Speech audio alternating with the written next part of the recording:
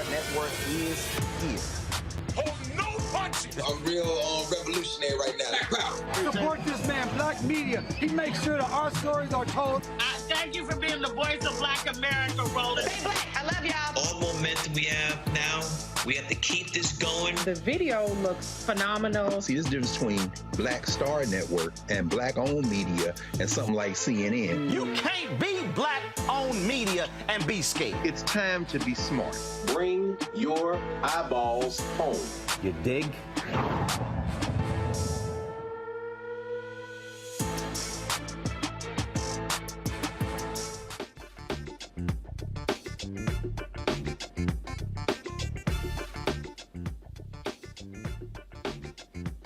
Today is Friday, November 4th, 2022. Roland Martin Unfiltered, streaming live on the Black Star Network, broadcasting from This Is It Cafe here in 3rd Ward, Houston.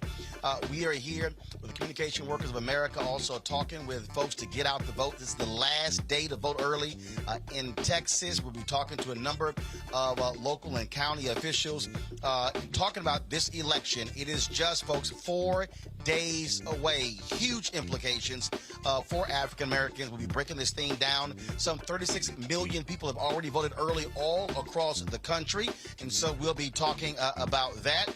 Also on today's show, we'll be addressing Pennsylvania. Some folks there are wondering, why are police officers questioning folks about voting? We'll tell you about that. Also, the October jobs report is out.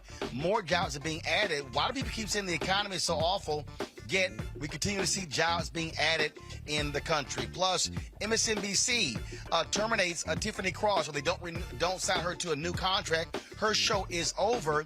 I got a couple of words to say about that. It is time to bring the funk on Roland Martin Unfiltered on the Black Star Network. Let's go. He's got it. Whatever the biz, he's on it. Whatever it is, he's got the scoop, the fact, the find. And when it breaks, he's right on time, and it's rolling.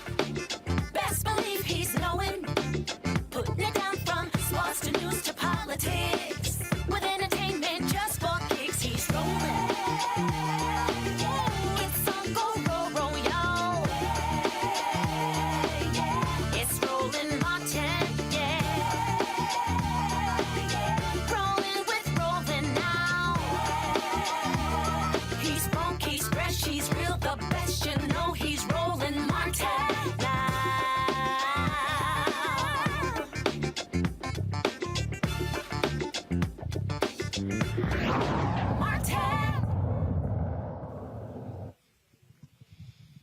All right, folks, Roland Martin here. We're broadcasting from This Is It Cafe in Houston, Texas. Today's the last day of early voting in the state of Texas, and so we'll be chatting with a number of folks who'll be coming through here, elected officials and others, about the importance of this election, of course, which is 4 days away.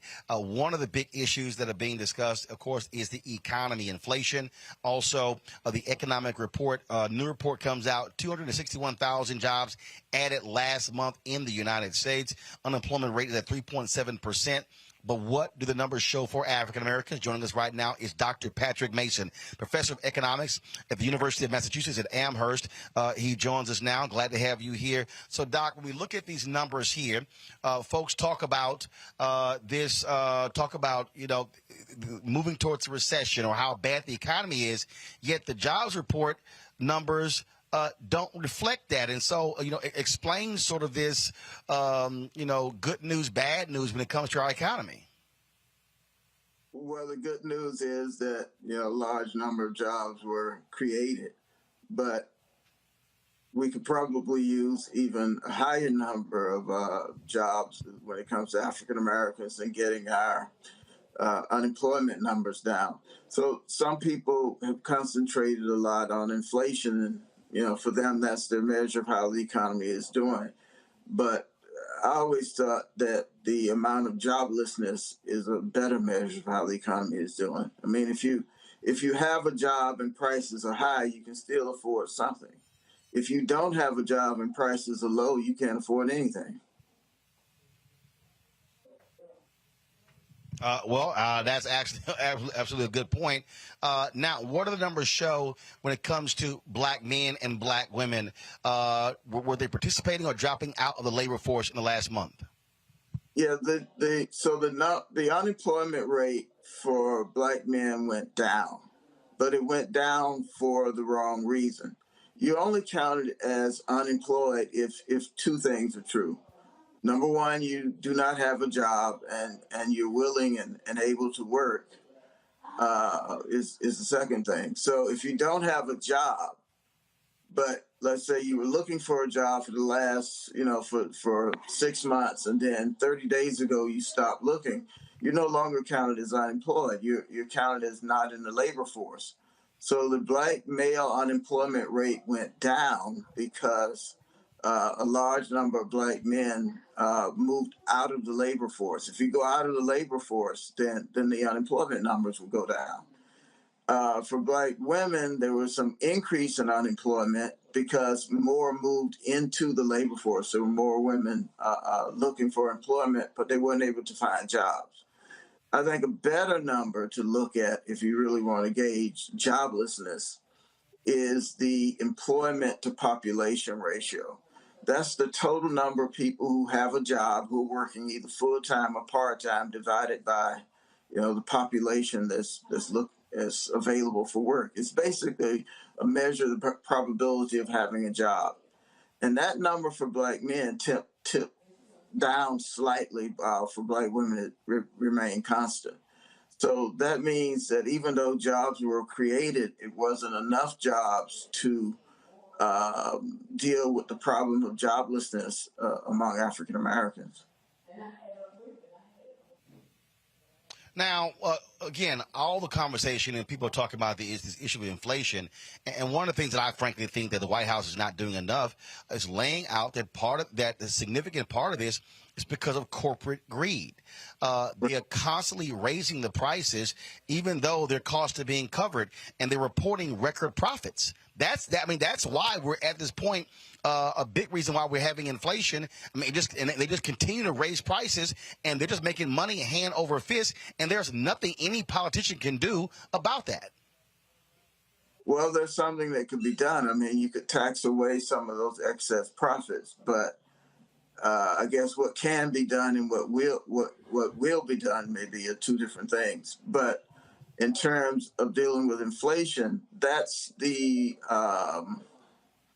that's one of the reasons for the inflation that I don't think we've focused on enough. So you hear narratives about, the assistance that people received during, the height of the COVID pandemic. Well, it was too much money in the economy. It wasn't too much money for people who weren't able to work. So that narrative has received a lot more attention than looking at corporate greed, looking at specific sectors where prices have been rising quite rapidly. And I think we need to take a better account of that, because I don't know if the Fed's strategy for dealing with inflation is to raise interest rates and eventually induce a recession. That may not necessarily impact companies who are being greedy and just raising their prices because they can. Doc, can you explain that? Larry Summers has talked about that. Explain how inducing a recession actually helps the economy. He at one point, he even said that we need a higher unemployment rate. Tell that to people who don't have a job. Well, maybe in his neighborhood, a higher unemployment rate wouldn't be a problem. He comes from a very elite neighborhood. The idea is that when you raise interest rates, you make the cost of borrowing money more expensive. And because you're making the cost of borrowing money more expensive, you in effect increase the price of everything for which you have to borrow money. So if you raise interest rates, you make housing more expensive, and therefore fewer homes will be sold. People tend to buy automobiles by borrowing money. So if you raise interest rates, you make the price, the cost of purchasing a car more expensive. Refrigerators, furniture, attending college. all of those things, everything that depends on borrowing money becomes more expensive when you raise the interest rate, and people will do less, make fewer purchases. In turn, those industries will then begin to lay off people. And as they lay off people, that will cycle through the economy, because now those people will buy less of everything because they don't have any money. So that tried and true way of reducing inflation, run up interest rates, keep running up interest rates, and eventually to reduce the volume of spending.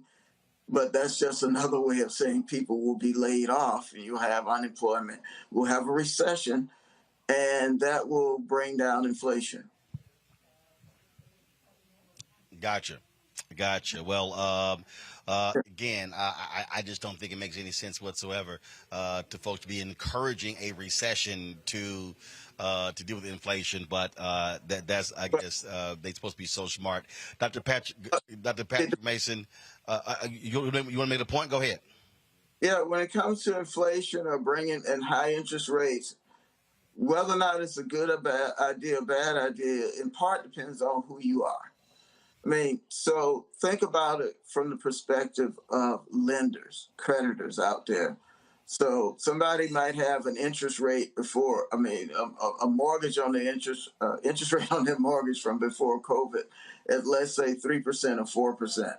Well, right now with inflation running 6, 7, 8%, you have an interest rate that's higher than the rate on the mortgage. Banks don't like that.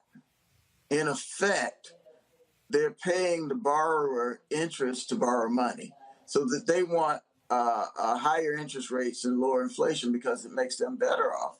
But for people who are net debtors, inflation actually makes them better off. So what's left out of the conversation is usually all the pluses and minuses of a higher interest rate or a higher rate of inflation. It's usually discussed from the perspective of the banking community or from perspective of people who are quite comfortable and not worried about losing their jobs. All right, then. Dr. Patrick Mason, University of Massachusetts Amherst. We certainly appreciate it. Thanks a lot. Thank you. All right, thanks a bunch. I'm going to bring my panel line. Michael Imhotep, host of the African History Network show. Matt Manning, civil rights attorney. Also, Nola Haynes, PhD, Georgetown University, School of Foreign Service. Glad to have all three of you here. Michael, again, economics, the economy is the fundamental issue that's at the top of all polls when you look at what voters actually care about. And for the life of me, I don't understand why Democrats have not been going a lot harder at corporations for jacking up the profits. Look, I'm here in Houston. In the last quarter, oil companies made a $100 billion profit. In the last 3 months as a result of jacked up oil prices. When you look at food, when you look at a number of different companies, these CEOs are on these earnings calls talking about how they're making far more money and how they're buying their stock back and rewarding their shareholders and screwing the customers. And so again, Democrats are getting the hit for this, but they're not explaining to people why inflation is so high. Absolutely, Roland. This goes back to a conversation you and I had last Friday on the show. And you said at this point in the election season, it's about turnout. And I said, no, it's about messaging and turnout. You have to explain to people why they're voting, what they're voting for, and explain what is going on right now. Because Republicans like Kevin McCarthy and Republican senator from Utah, Mike Lee, they're on Fox News lying, saying that inflation is because of Joe Biden, it's because of the stimulus checks, things like this. No, 54%. Katie Porter has been one of the loudest, most vocal people on this. Representative Katie Porter of California.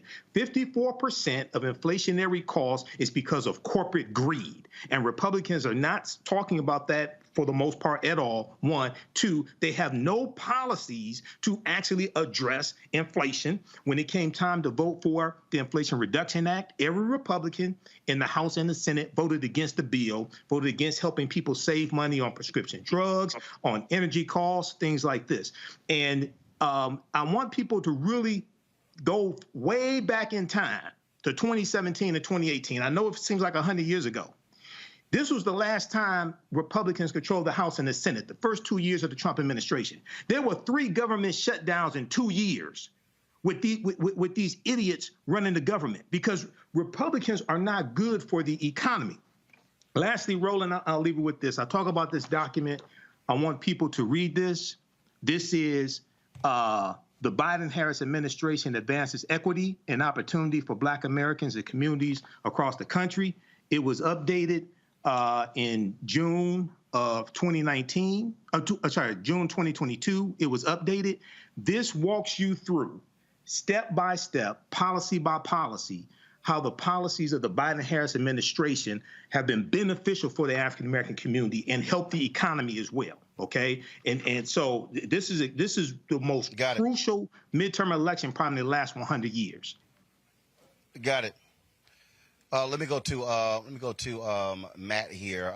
Matt, again, when you talk about this jobs report, when you talk about how well that is going, and also when you talk about really the type of spending that has happened over the past couple of years that's actually made folks' lives better. Again, if you're going to sit here and do well, you kind of got to tell people what you've actually done.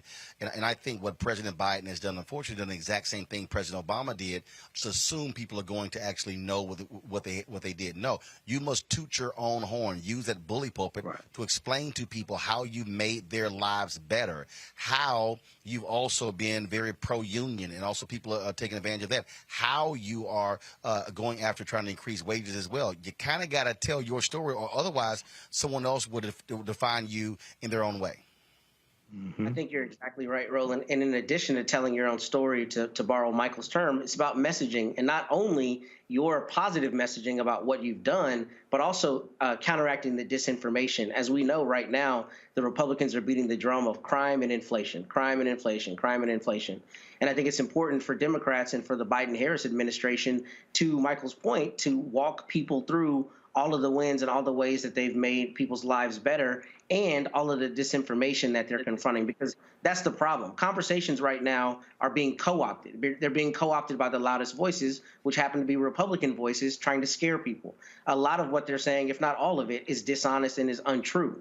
And I think the Democrats have not done a good job of counteracting that with not only the truth, but the good things that they've done for the economy. So I think that's exactly what they need to do in this continued push to Tuesday. And they need to let people know, look, what you're hearing is lies. This is what we've actually done. And that's it. I mean, it's that simple. Nola?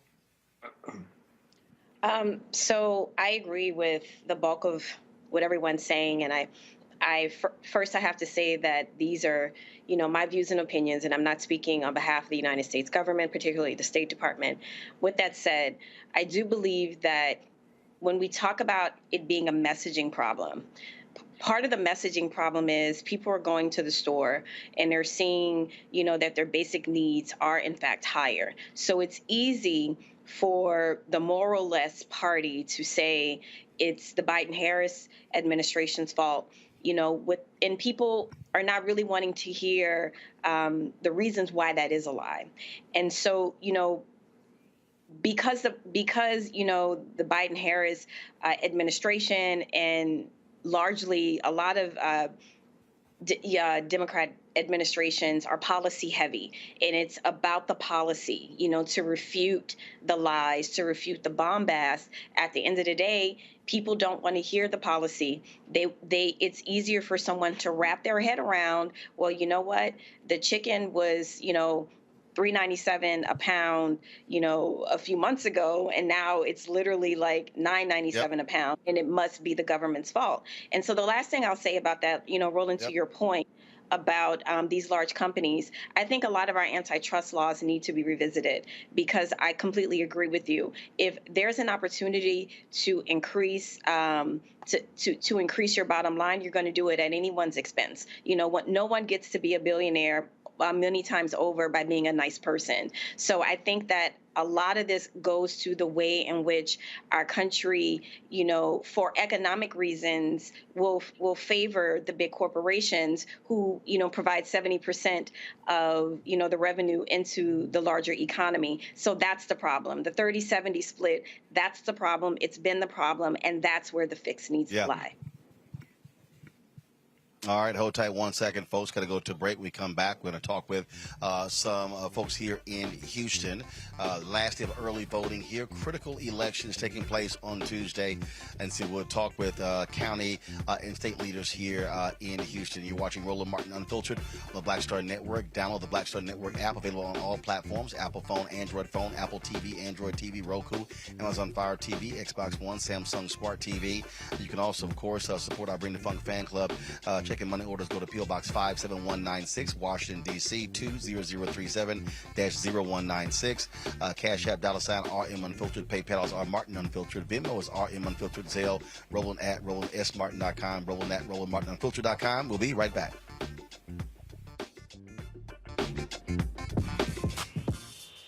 When we invest in ourselves, our glow, our vision, our vibe, we all shine. Together, we are black beyond measure.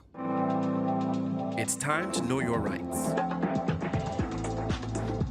If someone is questioning your right to vote, call or text 1-866-OUR-VOTE. For more information, call or text 1-866-OUR-VOTE. We've got to stand up. Republicans are banning abortion rights, tearing down democracy, blocking progress. But when Democrats stand together, we win. Because we voted, Democrats stood up for black lives, voting to ban police chokeholds, stood up for black women, putting one on the Supreme Court, stood up for our families, lowering cost of health care and prescriptions and capping insulin, and stood up for millions by slashing student debt. This November, let's stand up together and keep making progress. When we invest in ourselves, we all shine. Together, we are black beyond measure. Of Ottendorf Laboratories. In America, our freedom of speech and the right to peacefully protest is a wonderful thing, but faith without works is dead. Will you take souls to the polls? If you don't vote, all of your activities were done in vain. I am an ordained minister, a presiding elder in the AME Zion Church, a wife, a mother. I am spending my time and my resources to encourage you to vote. Paid for by Ottendorf Laboratories. Hi, y'all doing? It's your favorite funny girl, Amanda Seals. Hi, I'm Anthony Brown from Anthony Brown and Group Therapy. What up, Lana Well, and you are watching Roland Martin Unfiltered.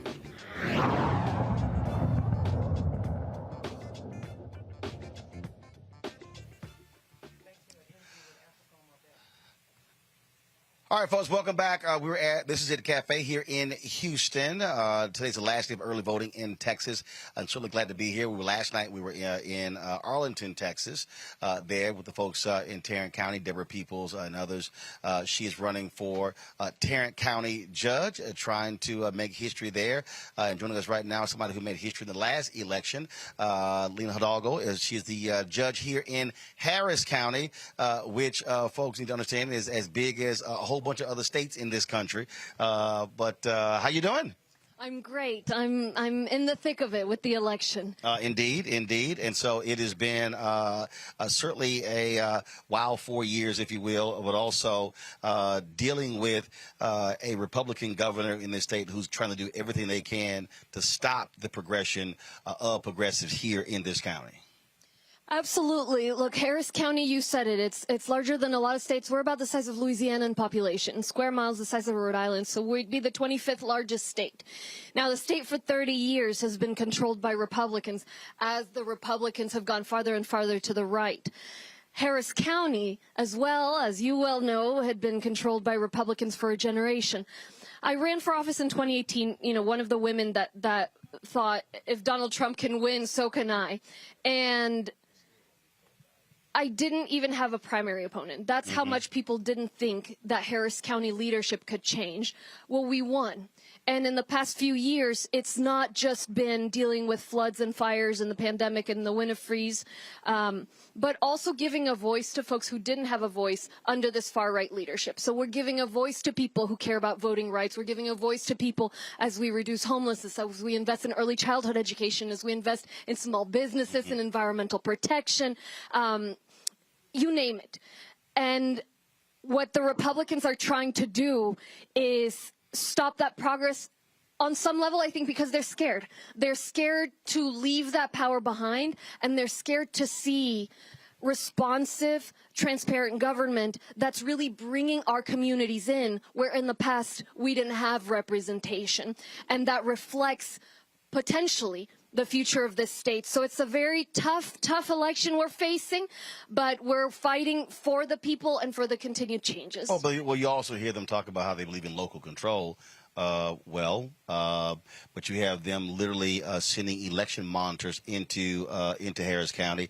You and others, the mayor, Commissioner Rodney Ellis and others, they asked the federal government to send monitors here. Have y'all heard back from the Department of Justice?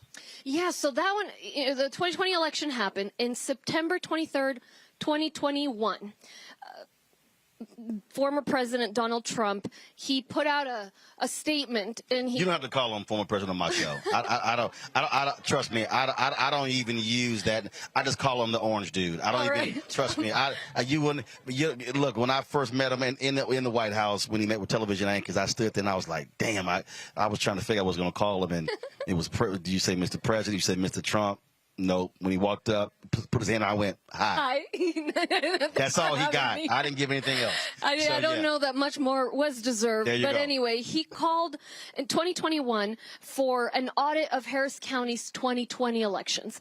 Within 8 hours, Governor Greg Abbott had ordered an audit of Harris County 2020 elections. Now, if folks will remember, 2020 elections in Harris County, we had drive-through voting. We had 24-hour voting. We had the largest turnout in a generation. Because we were also dealing with COVID. Okay, right, and it was so beautiful to have people. We had voting locations. Right, the idea of expanding voting, wow, right. What a shocker. What a shocker, right? We were the ones that the governor tried to have us have just one drop-off location. In the entire county. In the entire county. So anyway, that audit went forward, and then recently the audit results are finally out, and now the state is saying that based on this 2020 audit, then now they have to send election monitors. So what we did with Commissioner Ellis, with Mayor Turner, is we said, and with Christian Menefee, our county attorney, is we asked the Department of Justice to send monitors to monitor these folks. Because at best, they will delay our count, and at worst, they might try to interfere.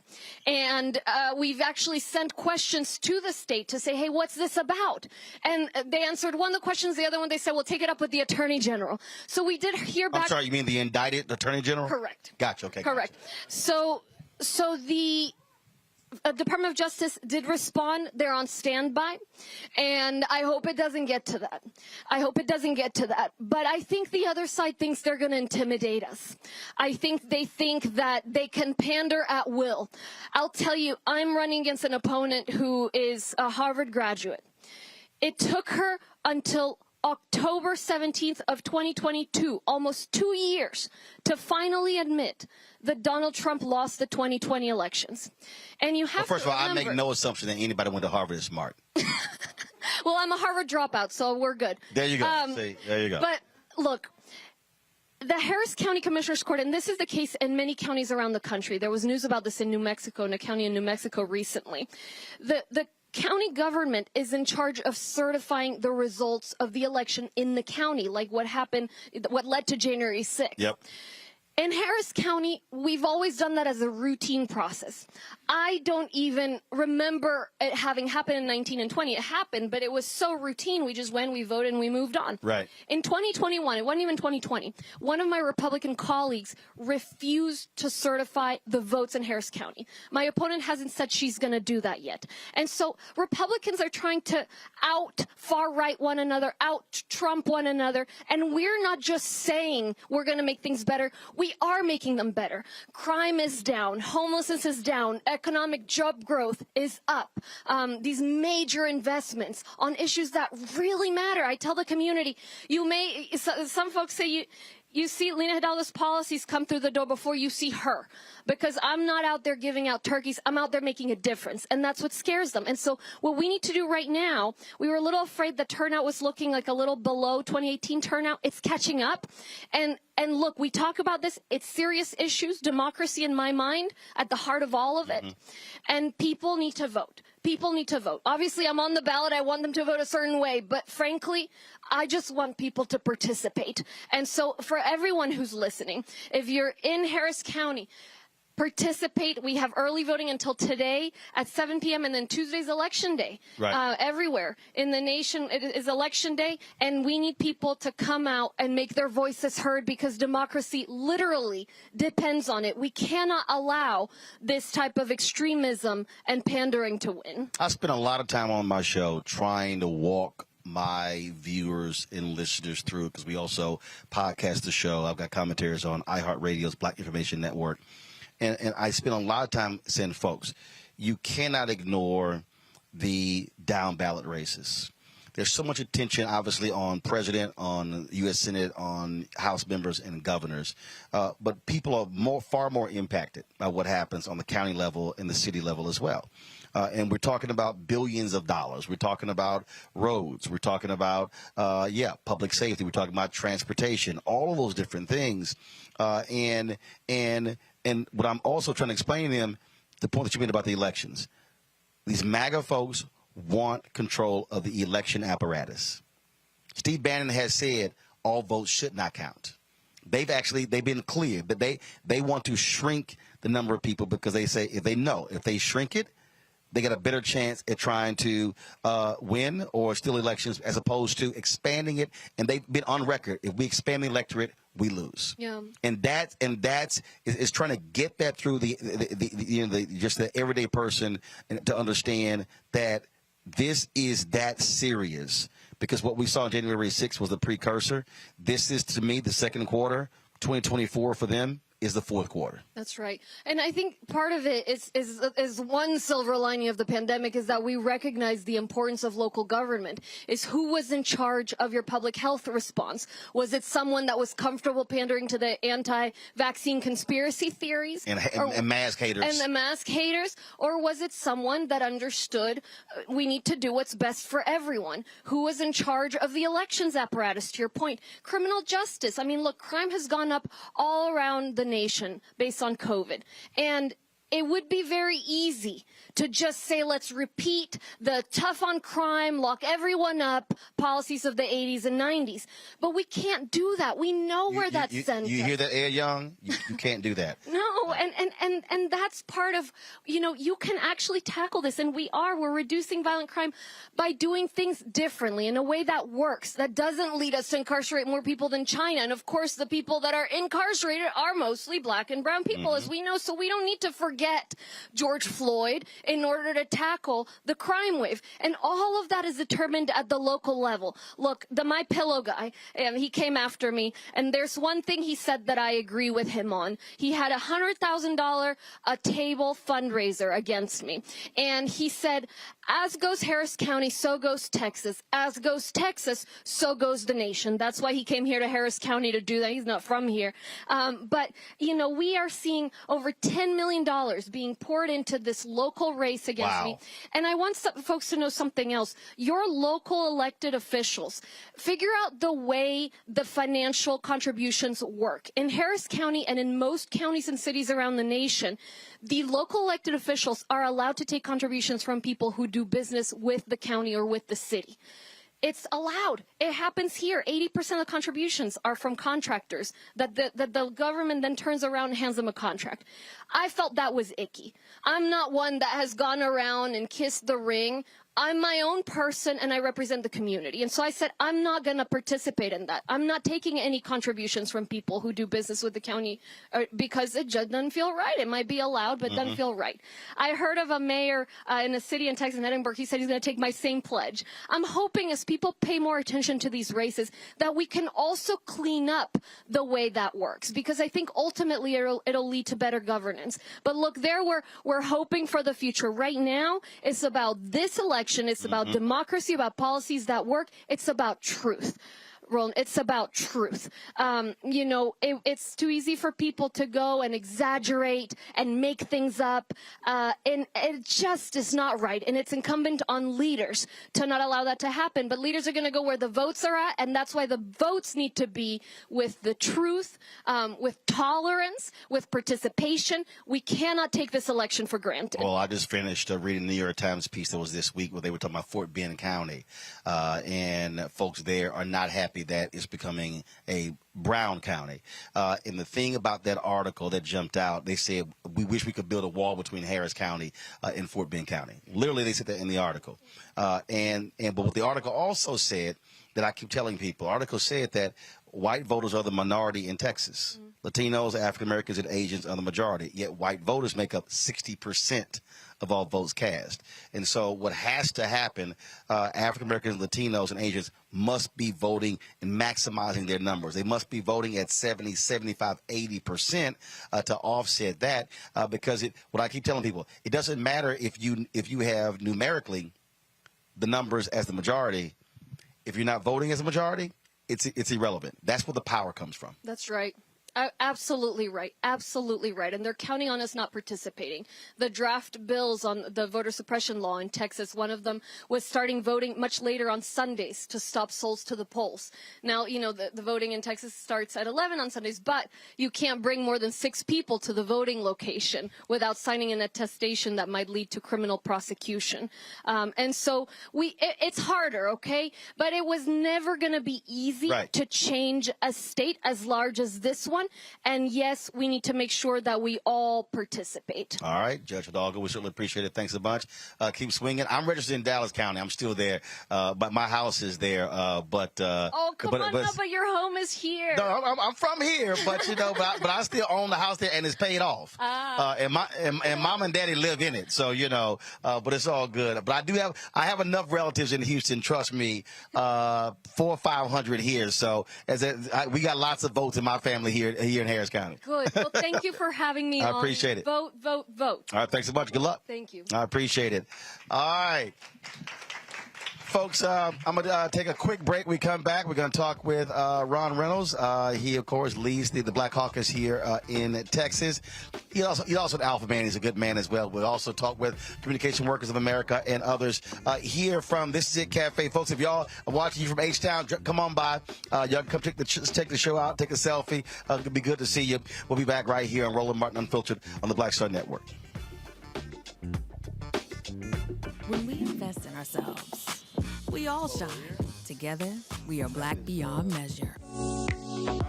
Exercise your right to vote.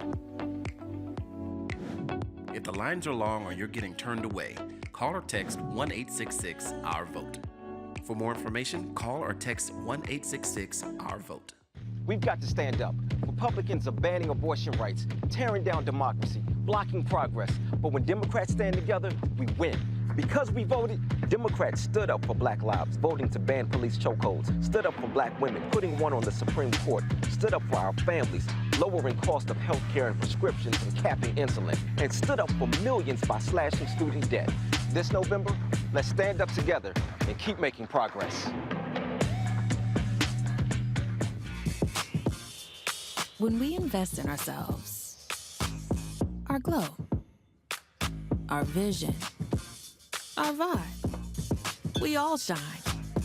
Together, we are Black beyond measure. I am Letitia Hill Gadet, owner of Ottendorf Laboratories. In America, our freedom of speech and the right to peacefully protest is a wonderful thing, but faith without works is dead. Will you take souls to the polls? If you don't vote, all of your activities were done in vain. I am an ordained minister, a presiding elder in the AME Zion Church, a wife, a mother. I am spending my time and my resources to encourage you to vote. Paid for by Ottendorf Laboratories. Hi, I'm Vivian Green. Hi, I'm Wendell Pierce, actor and author of The Wind in the Reeds. Hey, yo, Peace World, what's going on? It's the Love King of R&B, Raheem Devon, and you're watching Roland Martin, Unfiltered.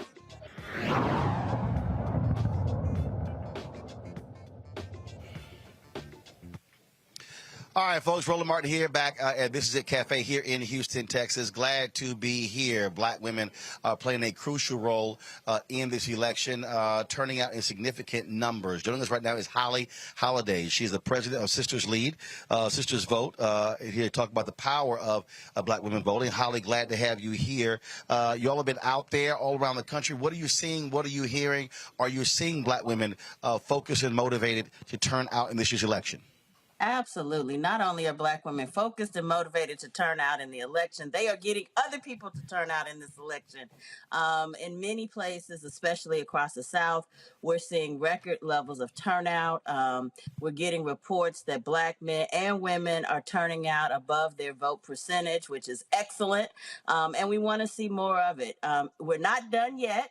I like to say I'm looking at the early vote totals and not the polls, because that's really where we're seeing a big push.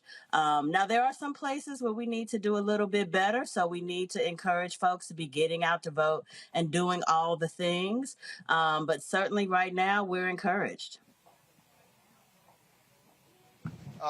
In terms of, obviously, you've got some critical races. You've got Congresswoman Val Demings, who's running in Florida. You've got Sherry Beasley in North Carolina.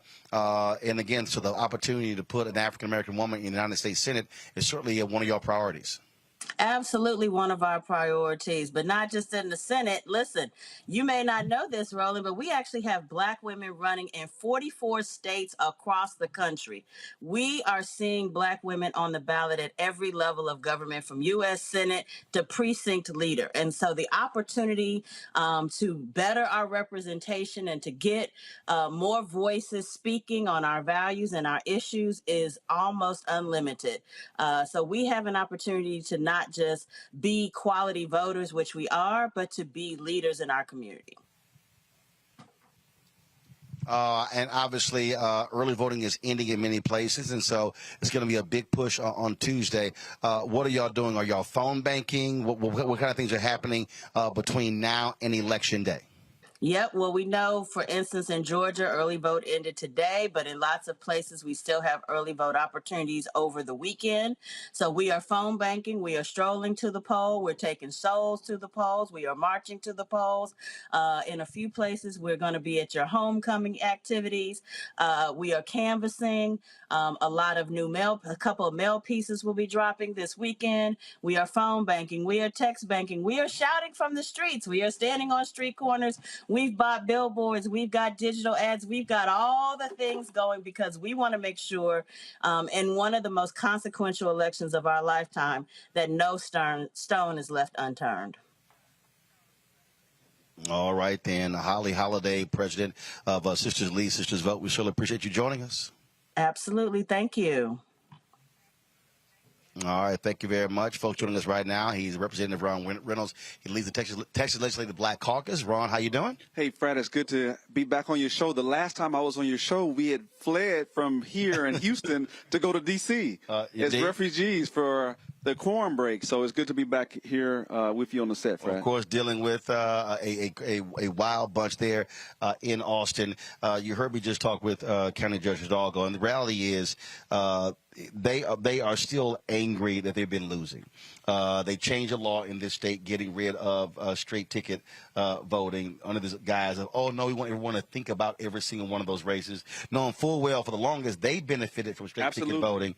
But when they started losing in Harris County and Dallas County, that's when those things begin to change. In fact, Fred, it was the 19 black women that won right here in Harris County, Black Girl Magic. I came they, here. They said, hell no. With him. And guess what? The lieutenant governor's son, Ryan Patrick, was one of the judges that got swept out in Harris County. And he said, oh, no, we're not going to have no more of that. So they instituted the end of straight ticket voting.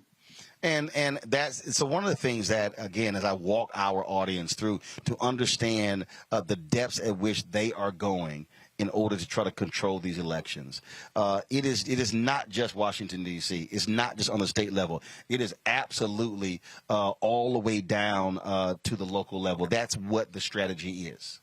Absolutely. And you referenced some. I have to piggyback on it with Judge Hidalgo. You represented the article from the New York Times about the change in tide or demographics in Fort Bend. Mm-hmm. I'm the first African-American elected state representative since Reconstruction in Fort Bend County. Fort Bend County was one of the counties that had whites-only primaries until the 1950s. Roland, they had whites-only primaries. There are many in this state government, in this state under the MAGA movement that want to take us back. They want to take us back to those Jim Crow days, not with bubbles in the bar of soap, not with poll taxes and literacy tests, but voter suppression, keeping black and brown folks from voting. Senate Bill 1 has done more damage since the Voting Rights Act was passed to limit people of color from voting. And it is doing exactly what they did. They wanted to suppress black and brown folks. Black and brown people make up the majority of this state. There are more black Texans than any other place in the country, more black folks in this state. And so they're afraid of those changing demographics. All of these black and brown and Asian folks voting Democrat, hell no. We want to go back to those dark days of Jim Crow, voter suppression 2.0. One of the things that I keep saying has to happen, and I just finally said, enough is enough, and I've said it on my show, and this is going to be so Democrats get prepared for the next 2 years. I have been telling my audience I don't want them sending any money. And I know your elected officials may not want to hear this. I said I don't want them sending any money to candidates or to parties. It should be going to third-party groups like Black Voters Matter that put the money on the ground to turn our people out. Because part of the problem here, because we had to be at the polling from Terrence Woodbury earlier this week from Hit Strategies, that a number of black surge voters from 2020 said once the election was over, they never heard from anybody.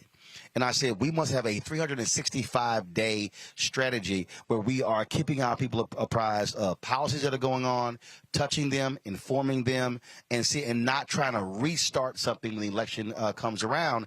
And unfortunately, if we're waiting on the Democratic National Committee, the DCCC, DSCC, and I've said it before, those are white strategists who are controlling those dollars, and we're giving money to them and then begging for the money to come back to us. And I'm saying enough is enough. Let's send it to third-party groups who are going to put that money in black communities. Fred, I'm not going to disagree with the principle of that. I think that far too often many of these groups take us for granted, us being black folks. I've talked to Bishop Dixon and Clyde Cummins and others about making sure that we have an apparatus that works around the clock to engage the black community. We cannot be an afterthought. We cannot be, elections around, let's go back to the black community. We have to be at the forefront because we're the foundation. We're the bedrock of the Democratic Party. And we're sick and tired of being taken for granted. So we do need more organizations like Black Voters Matter. And that's why I was happy to greet Cliff when he came here for the bus about 2 weeks ago in Houston. He a great asset. But it's not a either or, it's both and. I think we need to strengthen the Democratic Party. We need to make sure that more African Americans are there in decision making. And that is why many of us, including Carol Robinson, the chair of the Texas Coalition of Black Democrats, demanded that the state party get an African American. We were able to get a brother there, Jamar Brown. So we need more. But even when we have folks who are in those positions, they still don't necessarily have power. Well, we got to change that. My whole deal is, this is what it boils down to. Who controls the money? Yes. Okay? Yes. And so I've dealt with folks, DCCC, DSCC, DGA, all of them. And again, they got black folks there, but still who is controlling the money? Even in a lot of these campaigns. Even in these campaigns where you have black Senate candidates, right? It's been hard as hell pulling out dollars targeting black people. I'm just simply saying that what has to happen between now and once we get past Tuesday. Sure. And I know for a fact right now that there are a group of black men who are preparing to send a scathing letter to all of those Democratic constituencies, making it clear that they better have a black male strategy as well and actually fund it. We talked about that. Bishop Dixon would tell you we had a group call for black men with Beto and faith-based leaders, because far too often, and I love our sisters, but they're leading the pack. Black men have been left out of that conversation. So we do need to do that. We need to do a full autopsy on what is right and what is wrong. And unfortunately, many of our brothers have been left out, and we got to pull them up. We can't let them hang in the wings. We have to do that. So I agree. We need to do a full autopsy, and we need tangible solutions going forward. I hope that we do great on November 8th, but I want us to do a full autopsy in terms of what did we go wrong, how can we improve, what can we do better, from all the way from Biden all the way down at the local level. We need systemic change. We cannot continue to have disparities within our own party, and that is why it takes conversations like this and demanding. We're not going to say, hey, can you get us? No, we're demanding. That's it. Representative Reynolds, I appreciate it, man. Thank you. Thank you, Fred. Good to see you. Nola, I want to start with you. That particular point that we were just making about having an infrastructure that exists beyond the election. And look, I've been saying this for years, that the election is the end of one process and the beginning of another.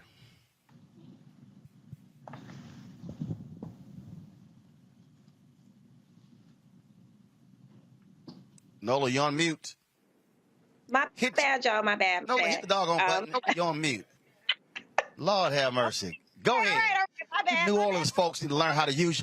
You New Orleans folks need to learn how to use your computer. And I didn't want to interrupt your little conversation. Okay, that's what happened. Why are you on Instagram in the middle of the show? You were busy. I multitask. That's what black women do. Can I answer the question? Nola, make your comment, please. Thank you. Thank you. Yeah, you can answer the question later. Go ahead. Speaking of black women, the whole time I'm listening to y'all little conversation, I'm thinking about Higher Heights, and I'm thinking about how they have engagement yearly around the clock. We are always thinking about, women to advance, to run for office. It is always engagement, from Sunday brunches to always talking about, going out there and talking about the organization and also lifting up the voices of women who are running around the country. And so I completely agree. I love the infrastructure. I love the engagement. It doesn't feel like you're just knocking on my door because you need something. It actually feels like I'm a part of something, and it feels like something that, actually has weight to it. It's not just this thing where, that family member calls you up because they see you on television. And that's how we've been, traditionally have been treated in politics, because for the larger part, you can count on our vote to vote in a particular direction. But at the end of the day, people need some TLC. You need a little massage, you need a little dinner, don't just show up because you want something. And so I completely agree. I think infrastructure is important. Michael, when we're talking about these elections, again, if you're having to restart the wheel every time there's an election cycle, it makes it more difficult. But if you are consistently engaging people, now they are involved in the process. Absolutely. And, Roland, when I was on Faraji Muhammad's show a couple of weeks ago, The Culture, here on the Black Star Media Network, I talked about this, and I've said this before here on your show as well. We have to have an African-American political infrastructure that we control and finance, that educates our people politically, educates our people on politics, how politics works, educates them on the law, et cetera, so we can mobilize our people when it comes to election time. But it's something that is continuous. It's not a start and stop. The other thing is that for this 2020 election cycle, these past 2 years, there was a story on MSNBC about this. The GOP has been financing in Latino communities. They've been financing these welcome centers, information centers. They're brick and mortar centers in various communities, and they do outreach to especially the Latino community. Okay, they have movie nights. They educate them on politics and issues and things like this. And it's not that the Republicans' policies are better, but they're the ones who are making the outreach to various people in the Latino community, and sometimes they're the only ones making the outreach, okay? And Democrats have to do the same thing in the African-American community continuously, and also the Latino community as well. So the voting is the end of one process and the beginning of a much longer process between those 2 years and 4 years. So this is extremely critical. Michael, I'm sorry, Matt.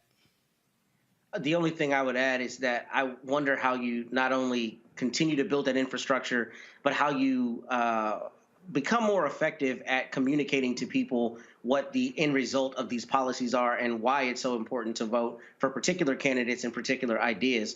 I hear so often people say, it doesn't matter. My vote doesn't matter. We talk about that a lot on the show, but I think one of the things that's missing, not only through a consistent push, is making information more digestible to people. And I think part of it is, look, people have to be motivated to find it. I get that. But I think one of the other problems is we're always kind of talking to ourselves. We're not talking to people who are not, either politically inclined or who are going to follow politics and campaigns and various issues. So I think we have to be better of finding a way to make people understand that voting for that local bond package is what turns into your pothole getting filled on your street. Like, once people understand that marriage of things, I think they're more inclined to be involved. And I think that has to be an integral part of that infrastructural push that you're talking about. Well, that's why you heard me say for the longest we need to have Schoolhouse Rock 2.0 or citizenship training classes to teach folks basic civics.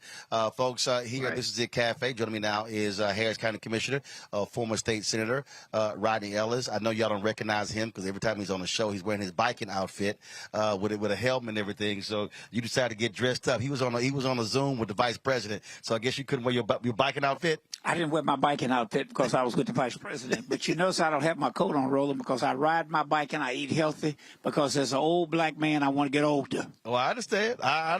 But like I say, y'all, I ain't seen him dressed up in a long time. I'm dressed up now because, hey, they after the woman carrying the ball. They after my judge. It's a slim margin, 3-2, 3 Democrats, 2 Republicans. So we fighting like hell to hold on.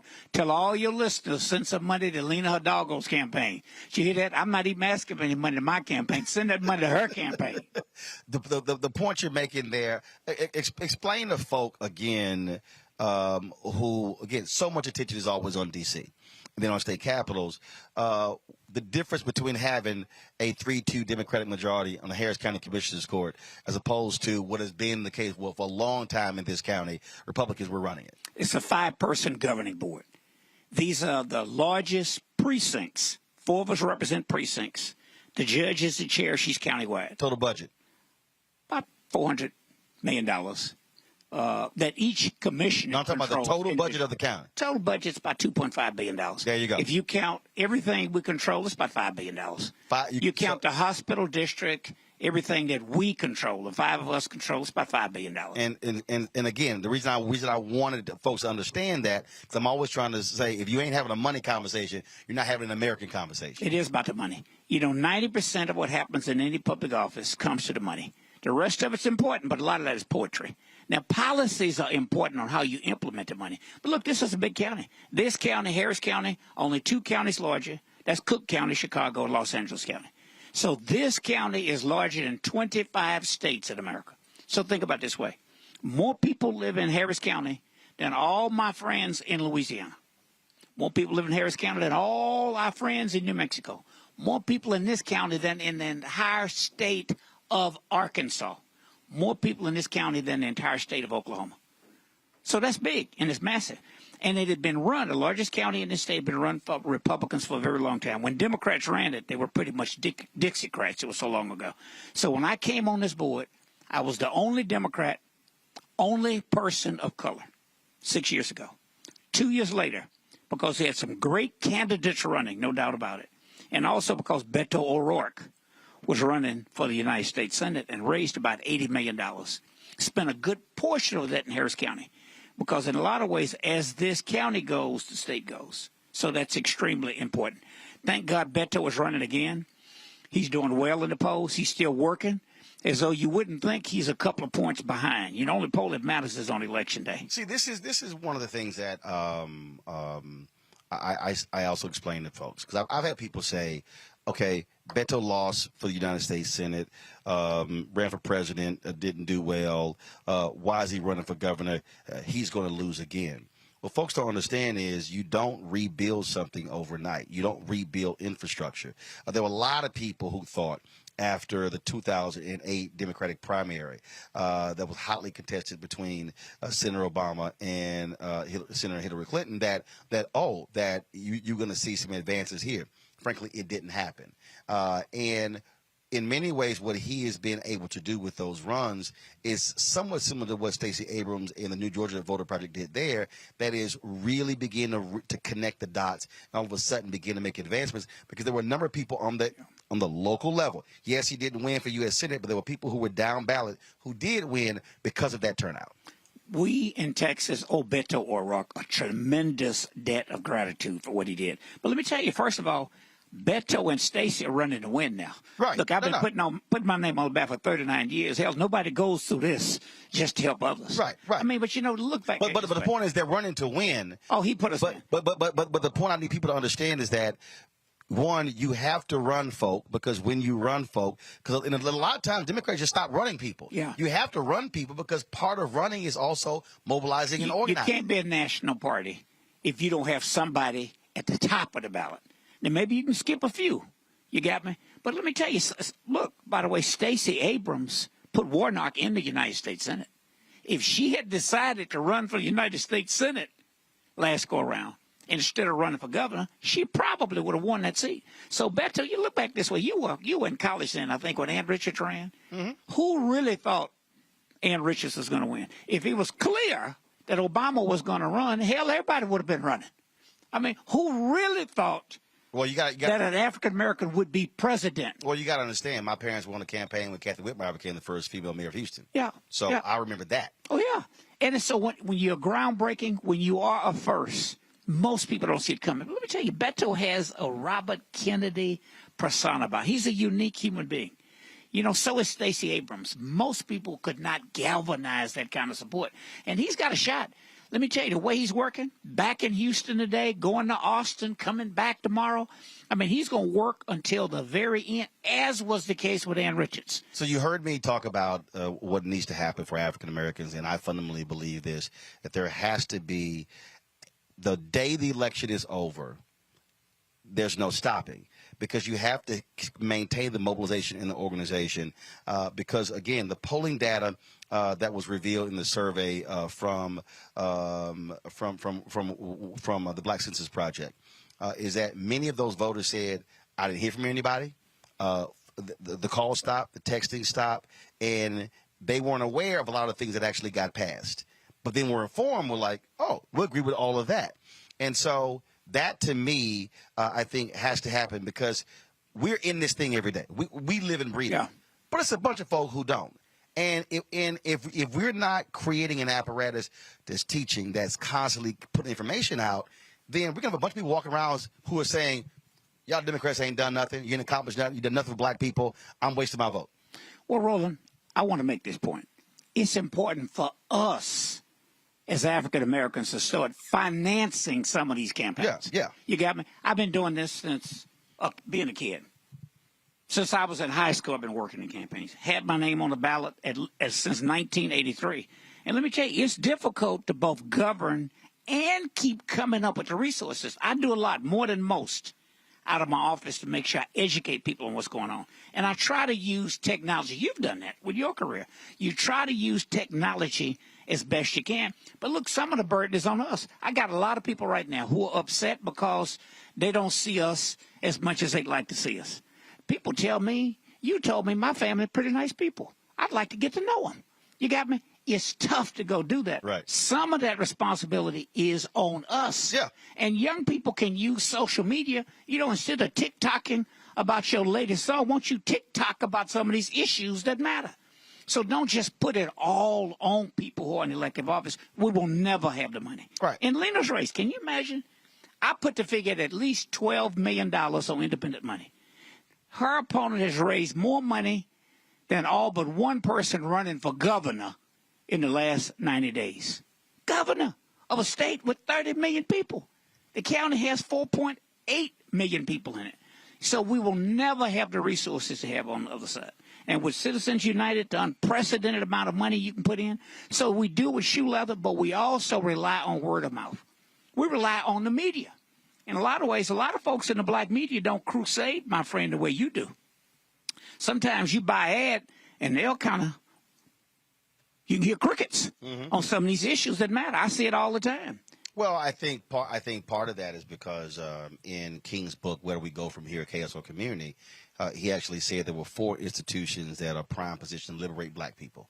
The Negro Church, the Negro Press, Negro fraternities and sororities, and Negro professional organizations. But specifically about the Negro Press, what he says is, he said the Negro Press needs to maintain its militancy. Yes. He said, as advocates on issues. And one of the things that I am consistently saying to political campaigns is that what often happens is, and trust me, I've gotten those phone calls, they want us to do things for free. You take Sinclair, conservative-leaning Sinclair. Sinclair's going to pocket $340 million in political ads alone this year. Yep. That's just political ads. And so their budgets for 2023 are already set based on their political ads in 2022. And so when we then, in black-owned media, don't get those ads, don't get those resources, but folks want me. I mean, I've gotten calls. They wanted me to come to Texas, Michigan, Florida, like 5 states. And I go, y'all, it's only 8 days left. You know, and we have been, you know, we telling folks for six months we're here, and I keep saying, and like one group called me, and they were like, well, you know, what is it going to take? I said, I don't care about myself. I said, there's staff, we got equipment, it's expensive. You walk through this whole thing, I'm like, I said, a broadcast is a broadcast. We ain't holding the iPhone up. You know, and I had to walk, these folks through, and they were so like, well, but you can't do it. I'm like, it's such. And then I tell them, I said, I got 10 people in the control room back at the office. I get it. Roland, it's a big issue. But let me tell you, in the tradition of Ida Wells, can you imagine how much money she could have made if she'd sold her soul? Of course. Remember her building. The reason there's no copy of her newspaper today because the building got firebombed. Yeah. But look, it's sort of like sometimes I think about, and you've watched my career over the years. The progressive issues that I fight for. Do you imagine how much somebody would pay me to go argue the other side? Oh, of course. If I had hair and I just combed my hair up the wrong side of my head and started, I won't call names out, but you know I'm talking about the handkerchiefs. Look, if I put that handkerchief on my head, you imagine you got me. If I chose to be like Larry Elder, I would have 100 million in the bank. Yeah. So my point is, you are in the tradition of Ida Wells. You got me? It's the tradition. You think of how many of our churches. I saw Bishop Dixon walk when I walked in earlier. Sometimes I walked, I was in my biking gear against my pastor now. I got to get saved, man, at my age. I show up in there, and he was giving a sermon one day, and he was going on and on. He said, this church should be full if I was running an entertainment ministry. You got me? But he's running a ministry based on issues that matter. Right. Hey, most Sundays, Martin Luther King's church was not full. Hey, now we know in history, when he got real aggressive and started using kids because his boycott efforts were losing the middle class. Organized by James Bevel. Yeah. And Bevel had argued with him for years to do it. Finally, when he did it, it made a difference. Right. So look, my point I'm making is we will never have the money. In a lot of ways, the reaction to Biden and Harris winning was because people were fed up of Trump. Well, Trump, all those issues on the ballot again now. Right. So right here in my county. Now there are 340 Trumps who are on the ballot. Look, do you think after that George Floyd deal, these people weren't mad and they were sitting back waiting? Why do you think even when crime stats are down in this city, in many cities around this country, they were plotting and scheming on how they were angry? Well, that's why I had to. So we got to hope your viewers, our followers, are thinking beyond it. Oh, yeah. And if not, you're not going to be just fine. Well, that's why I had to do a rebuttal to Ed Young's sermon on MLK, how he praised MLK, but it really was a sermon where he was taking a shot at Black Lives Matter and woke folk. And so I had a few words for Ed. I might swing by his church. If I was staying, I might swing by on Sunday. The first lady will be here. We'll be going to some black churches. Let's swing by after the election, particularly if we win, and put our hands up and say, Lord, forgive him. But he knew what he was doing. If I roll up his church, I don't know. I might put my hands up or lay my hands on. Well, you can't get bail around here now. that ain't the problem. I got enough bail money. It's all good. Roland, I appreciate your leadership. Mister, I appreciate it. Just get all our folks to vote. Thanks for coming. That's why we appreciate it. Thanks Love a bunch. you, brother. All right, thanks a bunch, folks. Got to go to a break. We're here. This is It Cafe here in Houston. Last day of early voting, and polls close here in 47 minutes. And if you're in line, you can stay in line. You don't have to leave. So if you're in line, stay in line if you are in Texas voting early. All right, folks? We'll be back on Roland Martin Unfiltered on the Black Star Network. When we invest in ourselves, we all shine. Together, we are black beyond measure. Know your rights before you vote. If you have any questions or a problem voting, call or text 1-866-OUR-VOTE. For more information, call or text 1-866-OUR-VOTE. When we invest in ourselves, we're investing in what's next for all of us. Growing, creating, making moves that move us all forward. Together, we are black beyond measure. I am Letitia Hill Gadet, owner of Ottendorf Laboratories. In America, our freedom of speech and the right to peacefully protest is a wonderful thing, but faith without works is dead. Will you take souls to the polls? If you don't vote, all of your activities were done in vain. I am an ordained minister, a presiding elder in the AME Zion Church, a wife, a mother. I am spending my time and my resources to encourage you to vote. Paid for by Ottendorf Laboratories. We've got to stand up.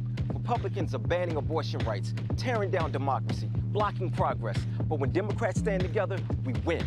Because we voted, Democrats stood up for black lives, voting to ban police chokeholds, stood up for black women, putting one on the Supreme Court, stood up for our families, lowering cost of health care and prescriptions and capping insulin, and stood up for millions by slashing student debt.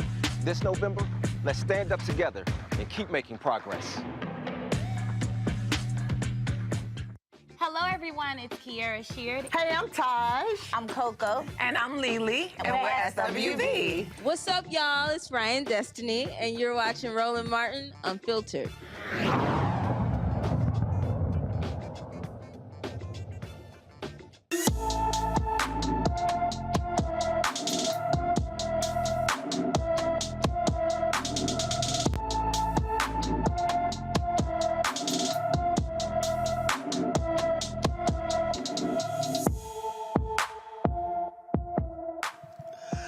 All right, folks, Joel Hudson has been missing from Gary, Indiana since October 18th. The 16-year-old is 5 feet 10 inches tall, weighs 140 pounds with black hair and brown eyes. Anyone with information about Joel Hudson should call the Gary, Indiana Police Department at 219-881-1214, 219-881-1214. All right, folks, we're back here. This is It Cafe here in Houston. And, of course, judicial races are important. I keep telling y'all, we talk about down ballot all the time, not just the top of the ticket, but district attorneys races, judicial races, land commissioner, railroad commission. We can go on and on and on. And there are hotly contested judicial races here in Harris County. Republicans are angry because, as you heard earlier, back in 2018, when you get a significant number of black judges who won, Latino judges who won, and so they have been partnering with law enforcement, with police unions, running these prosecutors because they are against bail reform and all of that. They're against bail reform and all of that. So right now we want to talk to a couple of folks. Judge, is it Collier? Judge Collier, how you doing? Good. And then Judge LaShawn, how you doing? I'm doing good. How are you? All right, then. So for a person sitting out there, again, they go to vote and they see all these folks running for judge, And we talk about mass incarceration, and folks are always trying to say, what bill can we get passed here and here and here? But really, the two individuals that play the biggest role in dealing with mass incarceration is that DA and the judge. Talk about that. Well, there's another party, too. There's the DA. The judge is there to call strikes, right, and balls, and to follow the law. The district attorney is the one bringing the charges. Right? And so when you're talking about mass incarceration, the judge is doing sentencing based on what's presented. The judge is not the person ultimately making the decision unless someone asks the judge to do the sentencing. And at this level, state level, that's not what they're doing. So in a way, what you're saying is right. We're civil judges. I am a Harris County Civil Court at Law Judge, LaShawn A. Williams. I'm on the ballot, and I'll let Ravia introduce herself. So I'm glad you asked the question because it's an important one, and it's an important distinction because Judge Williams touched on something that's really important, and we want to emphasize to the community that when the face of the judiciary changed in 2018, there was something that was revolutionary that happened in the courthouse, and that applied to judicial discretion. And that's where it's so important that we elect judges that are from the community. So some of the things that we've worked on at the courthouse within the judiciary on the local level is including an implicit bias jury instruction. And so when Judge Williams is talking about a jury that ultimately decides certain things, the role of the judge is to make sure that the case is tried in accordance with the law, to make sure that prejudice and bias don't come into the trial. And so this is revolutionary in Harris County because judges weren't doing this before 2018. We weren't talking about bias. We weren't instructing our juries that you can't let this come in. And although we are civil judges, this is something that we've done, and we've made sure that the Harris County Judiciary is taking very seriously. And that's what I mean by that, because, again, the average person, the voter out there, we're talking about the legal system. Yes, it's engraved in stone above the Supreme Court, equal justice under law, but we also know that's a fallacy. Right. And so when you are changing the people who are part of the legal apparatus, who are bringing to bear a different viewpoint, as opposed to, let's just be honest, a white, male, largely conservative viewpoint, then you tend to have different outcomes. Exactly. And one of the things Judge Collier is talking about when she talks about the implicit bias that we vet out during the jury selection part is we actually took the Chauvin instructions from the George Floyd trial. I know her court, my court, gives those instructions. They were and again, that doesn't happen unless you have Keith Ellison, who is the Attorney General, because the Hennepin County District Attorney was going to have a different sort of prosecution focus, and then he brings in a special prosecutor, and again, that doesn't happen unless he's the Attorney General. And you have people of color, such as Judge Collier and myself, who have relatable life experiences. So when the parties are before us, we see differently, we think differently, we know what it means when you're standing in front of us and you give us a story about why you're in the situation that you're in. We understand because we have those relatable life experiences, and we do that every day in court. And so it's changed the face of the judiciary, and that's what's at stake right now, Roland, because if you don't know, you will know you will be whitewashing the judicial system and taking us back to what it was before women and men of color took the bench, whitewashing all white males with, again, that same unrelatable disrespect. You're just a number, all of those things. And so you don't want that. That's what's at stake here when you talk about the judiciary. So as we were preparing, we were setting everything up, there was a radio commercial that was playing one of the black radio stations, and it was a Latina woman talking about some case, and all of a sudden, it's at the end it says, vote against all Democratic judges.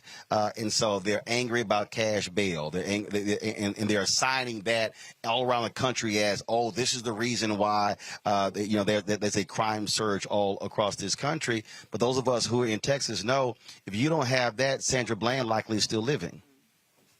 That's why she was stuck in jail over the weekend in Prairie View, just 50 minutes from here, because of this bail system. And then this assigning of all these problems tied to that is actually absolutely nonsense, because it's folks not wanting to take into account how this system is stacked against, frankly, poor people. Well, we're proud of the work our misdemeanor judges are doing. And as you know, the bail reform, that case was all about what was happening in misdemeanor courts. And a federal judge found that what was happening with bail was unconstitutional. And it was our misdemeanor court judges that came in with us that settled that lawsuit and did the bail reform. And so you shouldn't be locked up on a trespass or some vandalism, and you can't afford the bail. And so you're locked up unfairly until you can come with the money. Which also costs taxpayers far more money. I also want to make sure that we highlight the work that's being done by the judiciary, because I think that that's significant when you talk about public safety. So the judge's role is to make sure that our constitutional rights are upheld in the courtroom. We make sure that the law is being followed in the courtroom.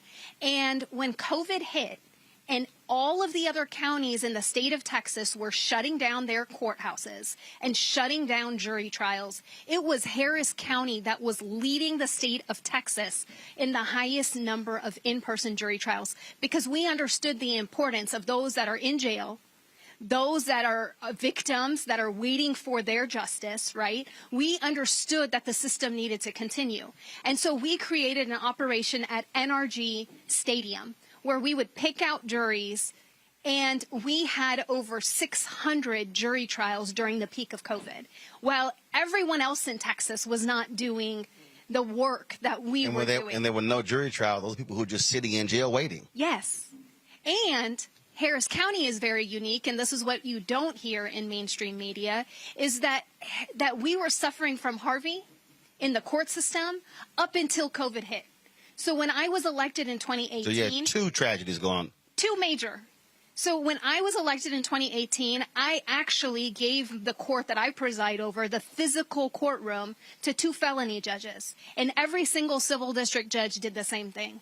And so I did not try my first case until this year, from beginning to end, in the courtroom that I was elected in. And so what does that actually mean to your listeners? That means that judges in Harris County were literally going from courthouse to courthouse trying to find a place to try a case. And we still had hundreds of cases go to trial, even though we did not even have the facilities to go to trial. And I want to add, and I love that, because the other thing people, they want to know, well, why aren't y'all saying this in the media? When people are attacking you and they're telling these lies, why aren't you coming out and you're speaking against it? And as you probably know, as judges, ethically, we can't talk about, first of all, pending cases. Secondly, we have to be very careful about cases that have even been adjudicated, because we can't get in at that level. Right. How I wish we could, because we would have a whole lot to say. But guess who can? The voters. And the voters know when they hear malarkey. I'm going to use that word. They know when it's not true and it doesn't sit right. Well, guess what? They can vote. Their vote is their voice. But they can also deal with it right then and there. The information is available. We just can't be the voice. The voter is the voice for us. And so we're asking for them to come out, put all that to shame, because it's all a lie. I can say that. Judges, and especially the criminal court, they've started the Fresh Start program. That program gives listeners who know you've got a record, you can get that record sealed, get it expunged, because those kinds of judgments affect your livelihood, your credit. My court in evictions, we are getting representations for all the tenants so that they don't get a judgment against them. You can't get housing if you have a judgment against you. And so we care. Every day we're looking at the people who come in our court, and we're trying to get at the day-to-day life level. How does this affect your daily life? And so, you know, we want to ask the voters, don't be tricked. Don't be fooled. Stick with what you got. We're doing a good job. We're working hard every day. And you be our voice. Vote and show everybody exactly what you think. All right. Judge LaShawn, Judge Collier, we appreciate it. Thanks a lot. We thank you. Matt Manning, I'm going to go back to you first. Look, you're an attorney. You understand what this means when you change the face of the judiciary. Again, how do we get folks to understand when they're going in to vote why these things matter?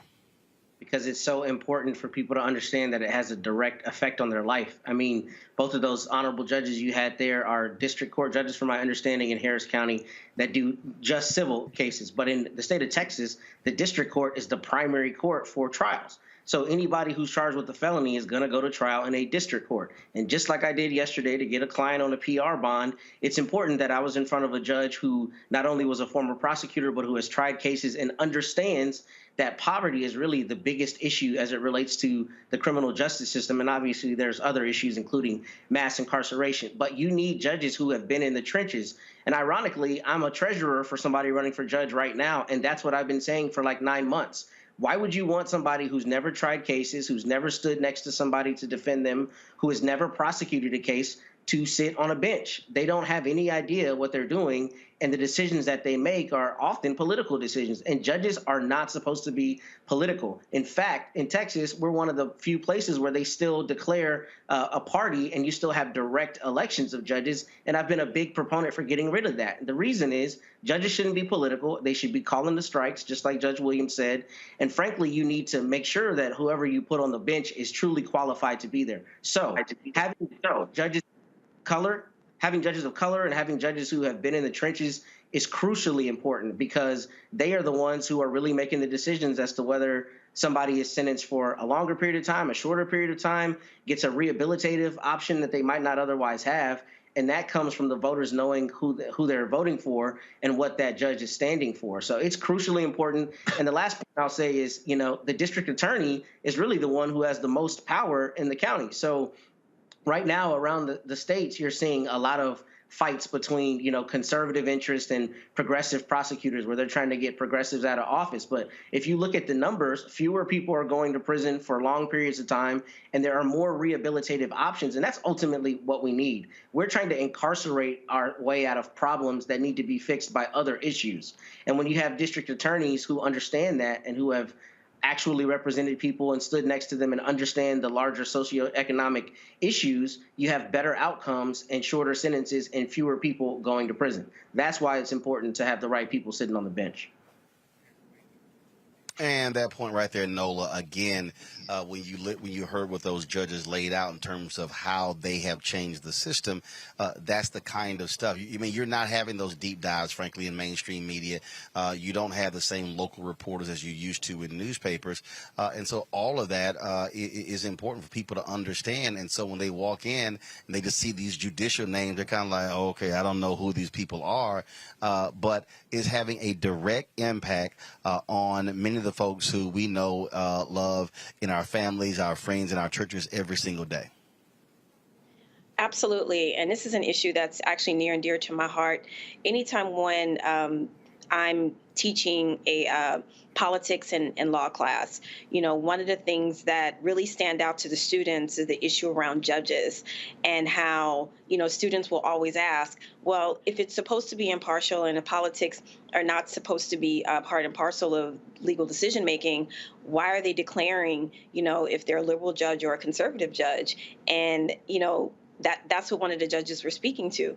I think that it's a mistake to politicize the legal system, but here we are.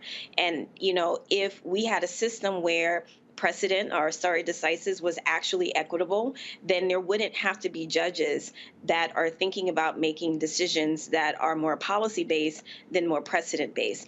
And the thing about it is, the truth is, the way that our legal system is set up in our country, and I'm speaking more on the federal level, thinking about Brown v. Board, if we didn't have a Thurgood Marshall arguing the way that he did to contextualize the problem for the judges and for them to kind of rule on the side of policy, we wouldn't be in these spaces having these conversations that we're having today because of precedent. So I think it's very important to have different opinions on the bench. I think it's very important to have people on the bench that absolutely understand that can.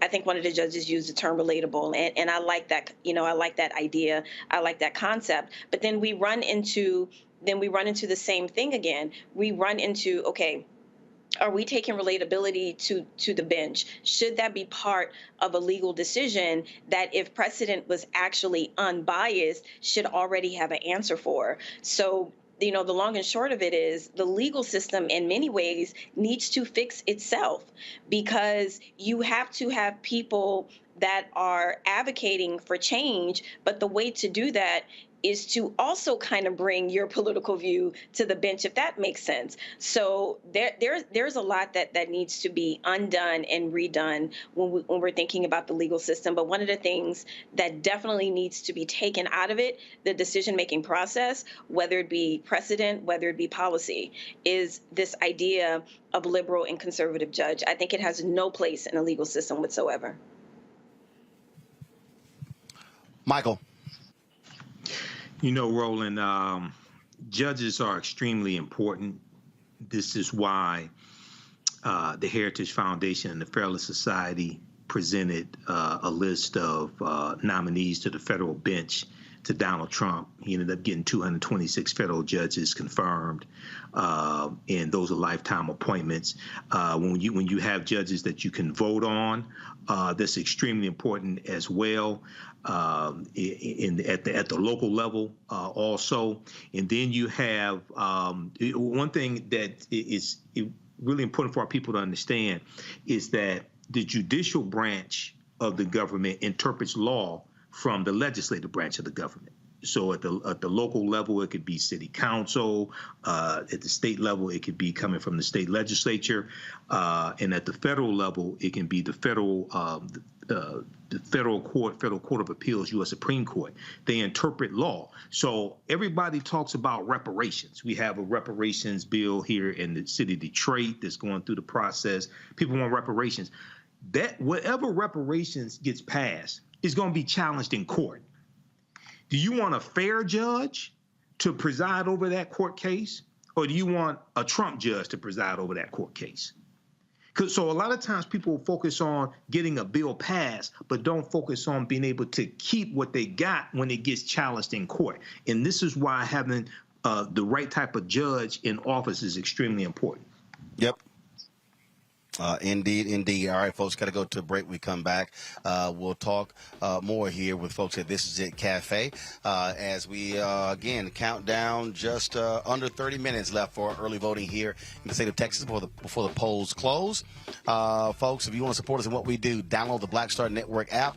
You can do it on every single device, Apple phone, Android phone, Apple TV, Android TV, Roku, Amazon Fire TV, Xbox One, Samsung Smart TV. You can see this show live. You can see all other 5 shows.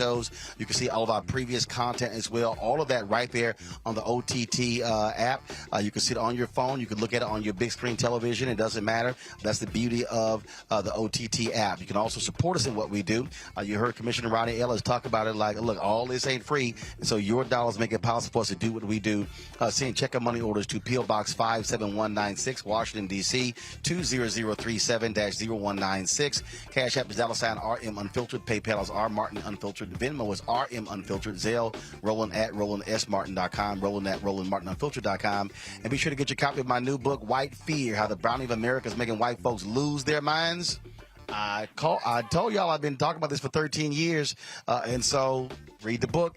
Everything you see happening in politics right now, you understand right there. Get it at available bookstores, Barnes & Noble, Amazon. Of course, also order through your favorite black bookstore or download your copy on Audible. I'll be right back.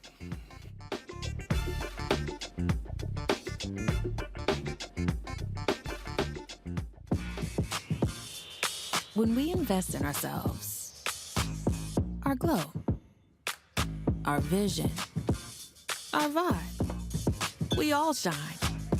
Together, we are black beyond measure. Know your voting rights. If you are unsure where to vote or don't know if your polling location has changed, call or text 1-866-OUR-VOTE. For more information, call or text 1-866-OUR-VOTE. When we invest in ourselves, we all shine. Together, we are black beyond measure. We've got to stand up. Republicans are banning abortion rights, tearing down democracy, blocking progress. But when Democrats stand together, we win. Because we voted, Democrats stood up for black lives, voting to ban police chokeholds, stood up for black women, putting one on the Supreme Court, stood up for our families, lowering cost of health care and prescriptions and capping insulin, and stood up for millions by slashing student debt. This November, let's stand up together and keep making progress. This is Judge Mathis. What's going on, everybody? It's your boy Mac Wiles, and you are watching Roland Martin Unfiltered.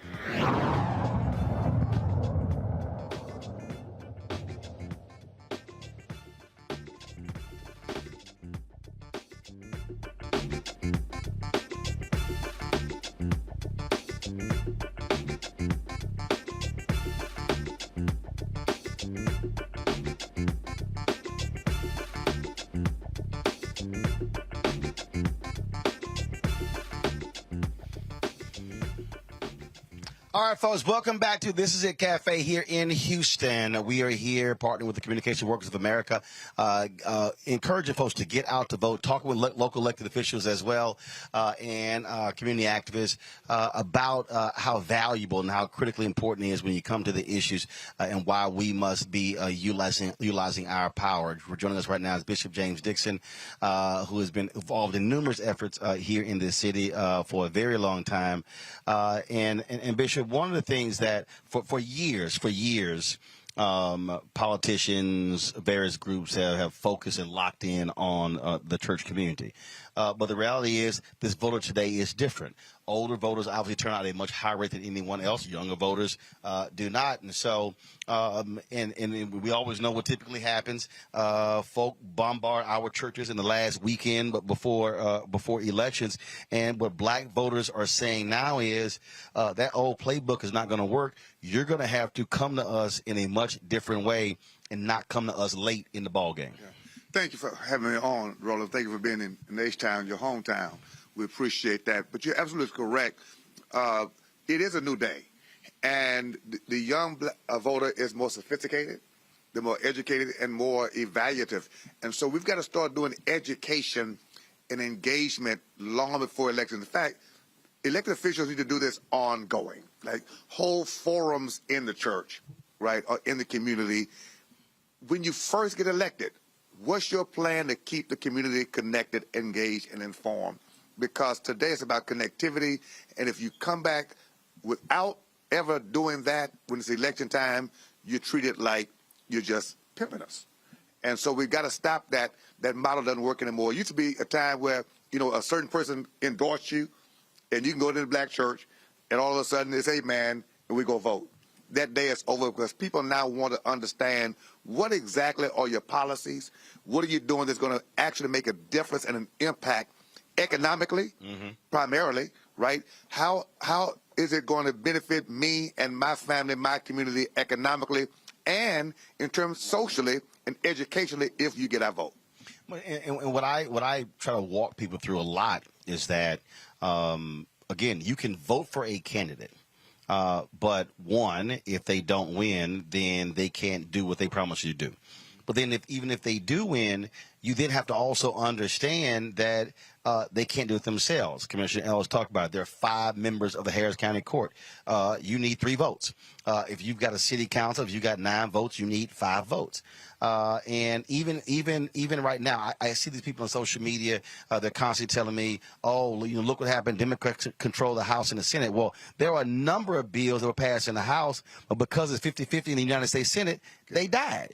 And then folks, they'll go, well, Democrats didn't do this. Well, no, they did in the House, but it dies in the Senate. And if you don't understand politics and how it works, you just run around mad and upset, which is why you hear folks say, elect Mandela Barnes in Wisconsin, Sherrod Beasley in North Carolina, Val Demings in Florida, Fetterman in Pennsylvania, and then, of course, make sure Warnock goes back from Georgia, Kelly in Arizona, Hassan in New Hampshire, because all of a sudden, if it's now 53-47, 54-46, that changes the equation because you now have taken away a lot of the power that Sinema and Manchin had. But that's understanding how the game works, just as opposed to just assuming, you got it, so you should be able to get whatever we say you want. It just doesn't work that way. We need community education and civics and how government really works so that people will not be emotional. They'll be intellectual and understand the process. to that point, the John Lewis Voting Rights Act has not passed in the Senate, passed in the House. Congresswoman Celia Jackson Lee just carried a bill for us on sex trafficking. And that's a huge issue in our community, right?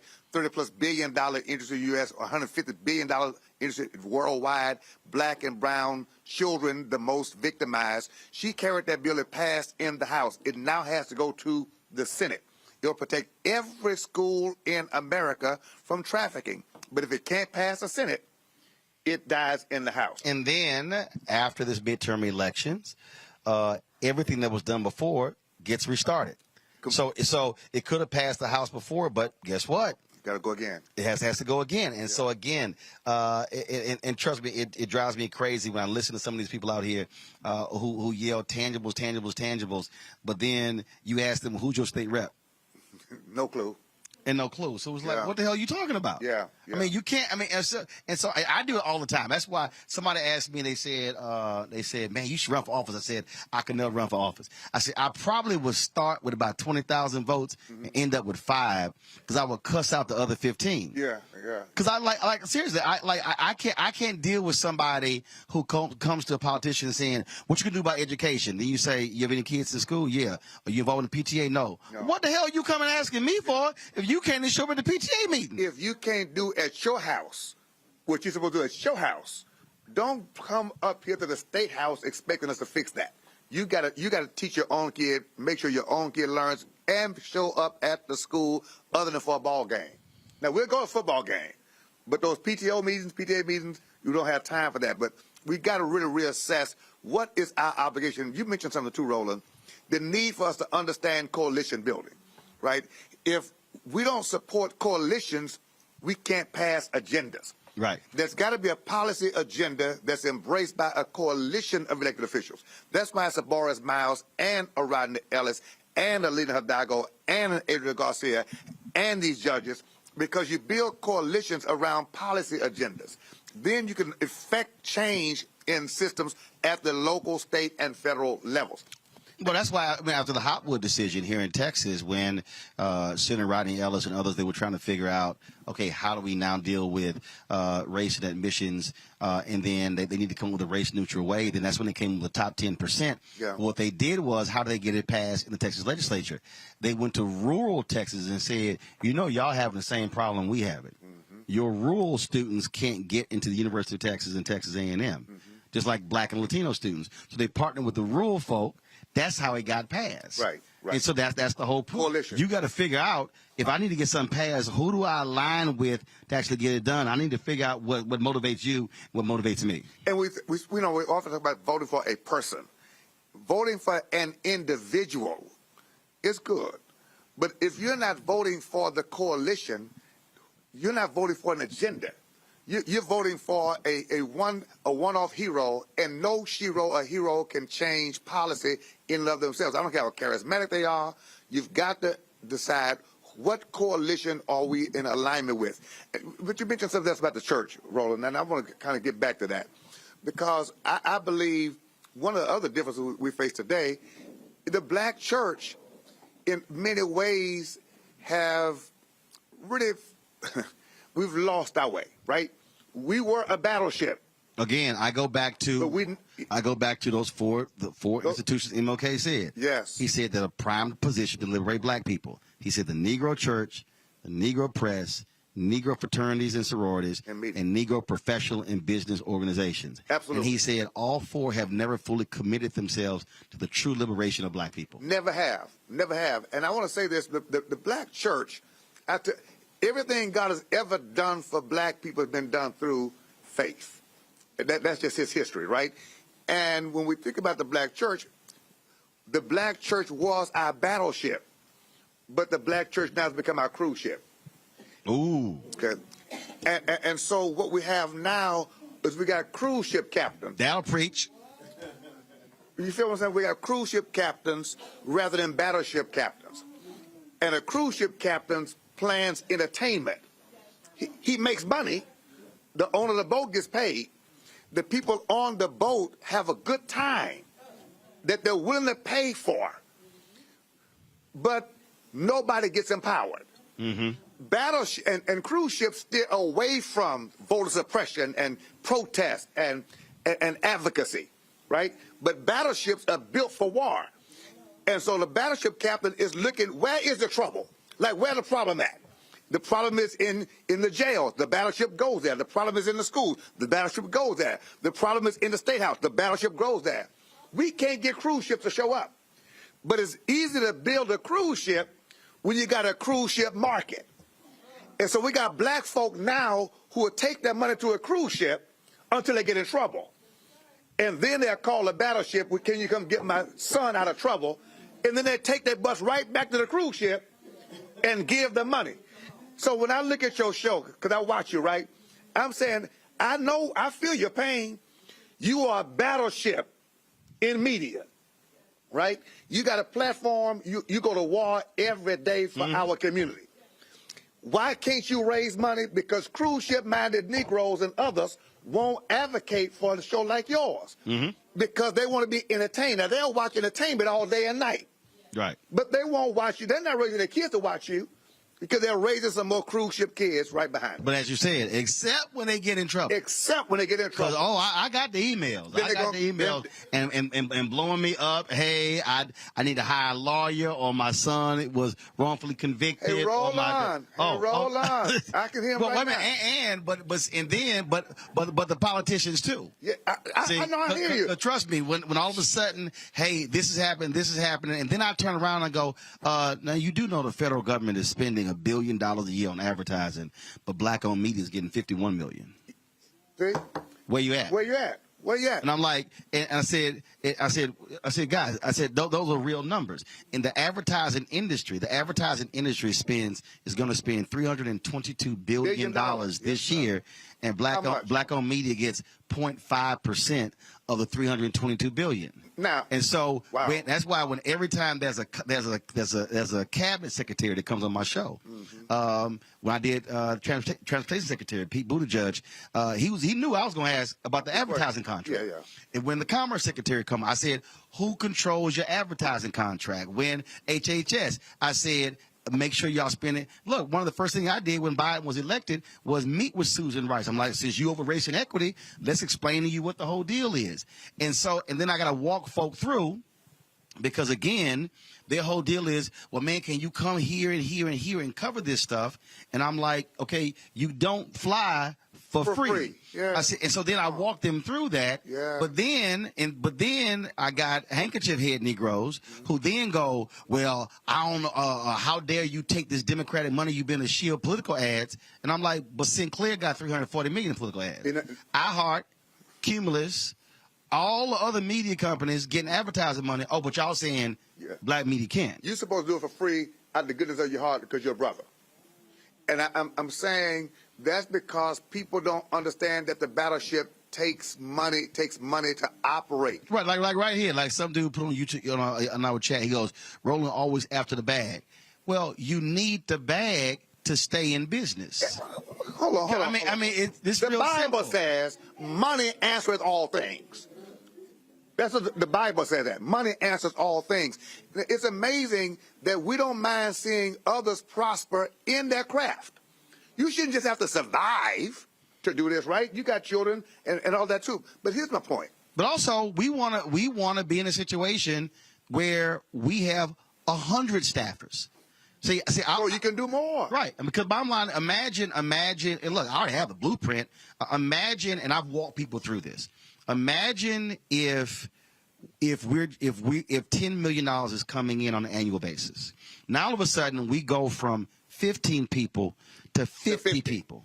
Now all of a sudden I have people who are actually located in 5 cities. So when something moves in Atlanta, Chicago, they're already there. We can live stream. We can do all of that. We have folks who are writing stories. Now all of a sudden, then when these things are happening, we're not, hey, MSNBC, could y'all please, come cover us? I'm like, no, we're not asking anyone now. Now we're building capacity.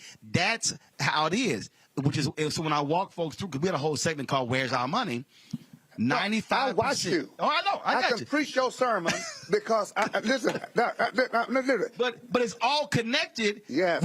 If you're unable to drive the revenue. You can't cover, you can't travel, you can't advance the stories. And then folks say, well, why is it we didn't know? Because you're watching CNN, who gets a billion in profit. And they're not going to tell you. Fox News gets 1.8 billion in profit. MSNBC is doing 700 million in profit, and you don't have a single black-owned media entity, and even of the ones that are largest. Essence don't do what we do. No. Urban One don't do what we do. No. Black Enterprise don't do what we do. Black don't do what we do. There's no other black-owned media outlet that does what we do, broadcasting shows on location, covering marches, covering rallies, covering stories. And I'm going, but to your point, but we will cover entertainment.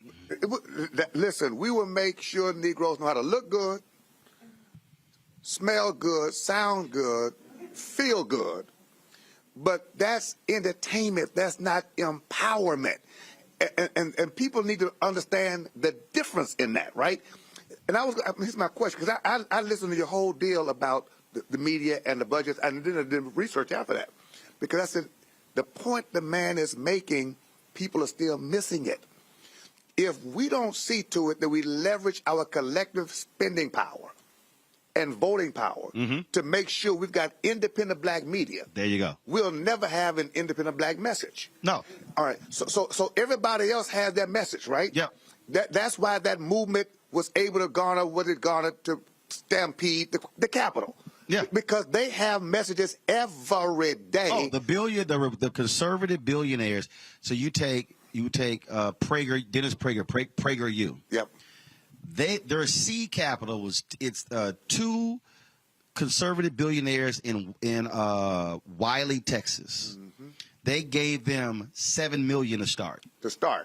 They raised $22 million their first year, $25 million their second year. The New York Times does this huge article on them saying by their second year they hit 1 billion views.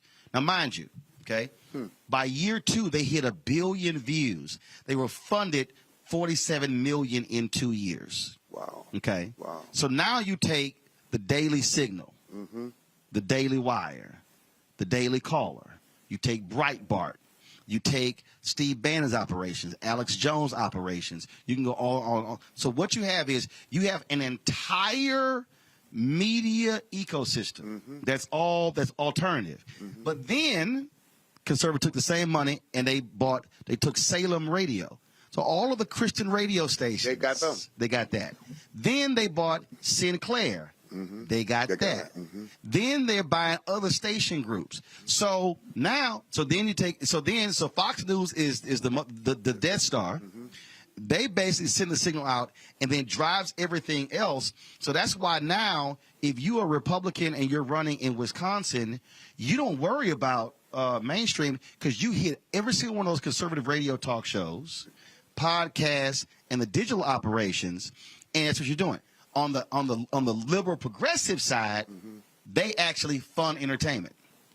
They got animation and entertainment. When Air America Radio launched, I actually flew up to New York and interviewed with them, and they had comedy writers. And I was sitting in the interview, and I was like, "What? Why are we talking about comedy?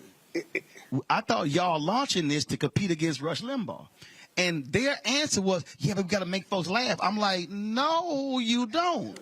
I'm like, "What are y'all doing?" And I was sitting, and they literally said, "Hey, well, the reason we didn't hire you because we didn't think you could be funny." First of all, everybody that watch my show know I'm funny, but I ain't trying to joke all doggone day. Roland, but that takes us back to our history, right? All we need is a song and a dance and a joke, and they're still treating us like that, and we keep buying into it. That's why what you're saying right now is so necessary. And this is what I've said to various groups to understand how. First of all, when you know how to do this, when you know how to do this here, so we'll probably end up doing 2.75 million in revenue this year. We should have done 2 million in political advertising alone. We'll only do 187. That's disgusting. That's just we should on the low end we should have did 500. Yeah, that's on the low. That's 25% of what we should have gotten. Yeah. We'll end up doing 187 total. But now people expect you to operate. Right, absolutely. Like you got the full deal. So imagine now, and again, this is and I purposely try to walk the audience through this, so they can understand how you're now able to build this. So we've got this show, 5 other shows, 3 shows in development. We signed a deal, so we'll be launching the 24-hour streaming channel. Now, what folk don't understand is I'm already worried about how's everybody get paid in 2023. You making brick without straw. Like people don't understand. I'm literally sitting here going, okay, all right, no, I'm not spending $200 on that because how much I'm going to need in April. I'm already there. I'm already there in terms of, okay, this pending recession, what's going to happen with advertisers. And so now all of a sudden, imagine if all of a sudden it's, all right, you get a total allocation. Let's say someone comes at 2 or 3 million or 5 million, and you got a major sponsor. Now all of a sudden you can breathe. Now you can build out. Yeah. Now all of a sudden you're now saying now I can play on a larger field. Yeah. Now all of a sudden we can broadcast from more places. We can now market more. We can now build more, and now we can drive messaging. What the right is doing is that they're using media to drive messaging. Absolutely. And so now all of a sudden, and on Christian TV, go back to that, please. Please go back to that. So again, it's messaging. Roland, please, I don't want you to miss this. Because you talked about day studies of the show. Yes. Talk about Christian media on the conservative side driving the same messaging. Yes. That comes from Fox. Yes. And they're validating it with a Bible. Absolutely. And that's why when we started this, I purposely didn't do a subscription because a lot of our people couldn't afford it. Yeah. And so I said, no, we're going to keep it open. And look, there are people who say, Roland, all I can give is $1. I'm like, your dollar is important as that person who gave 5,000. But what I walk them through, and that's why, like every month, I say, y'all, we got to get 2,000 people who can give $50 each. It's 100,000 for the month because the monthly expenses are 172. Wow. Okay. Yeah. So I walk them through that to understand that. So what happens today? MSNBC doesn't. They end Tiffany Cross. Okay. Yeah. Her show's now gone. Okay. So again, but remember, it's their network. See, the only person who can cancel me is God. Yeah. Talk, Doc. That's it. That's it. There's nobody but me but God. Talk, so what people have to understand, and I try to get them through this, black people have not gotten to this point in our history if it wasn't for a Chicago Defender, Houston Defender, Atlanta Daily World, Ebony, Jet, on and on and on. But black people supported those institutions.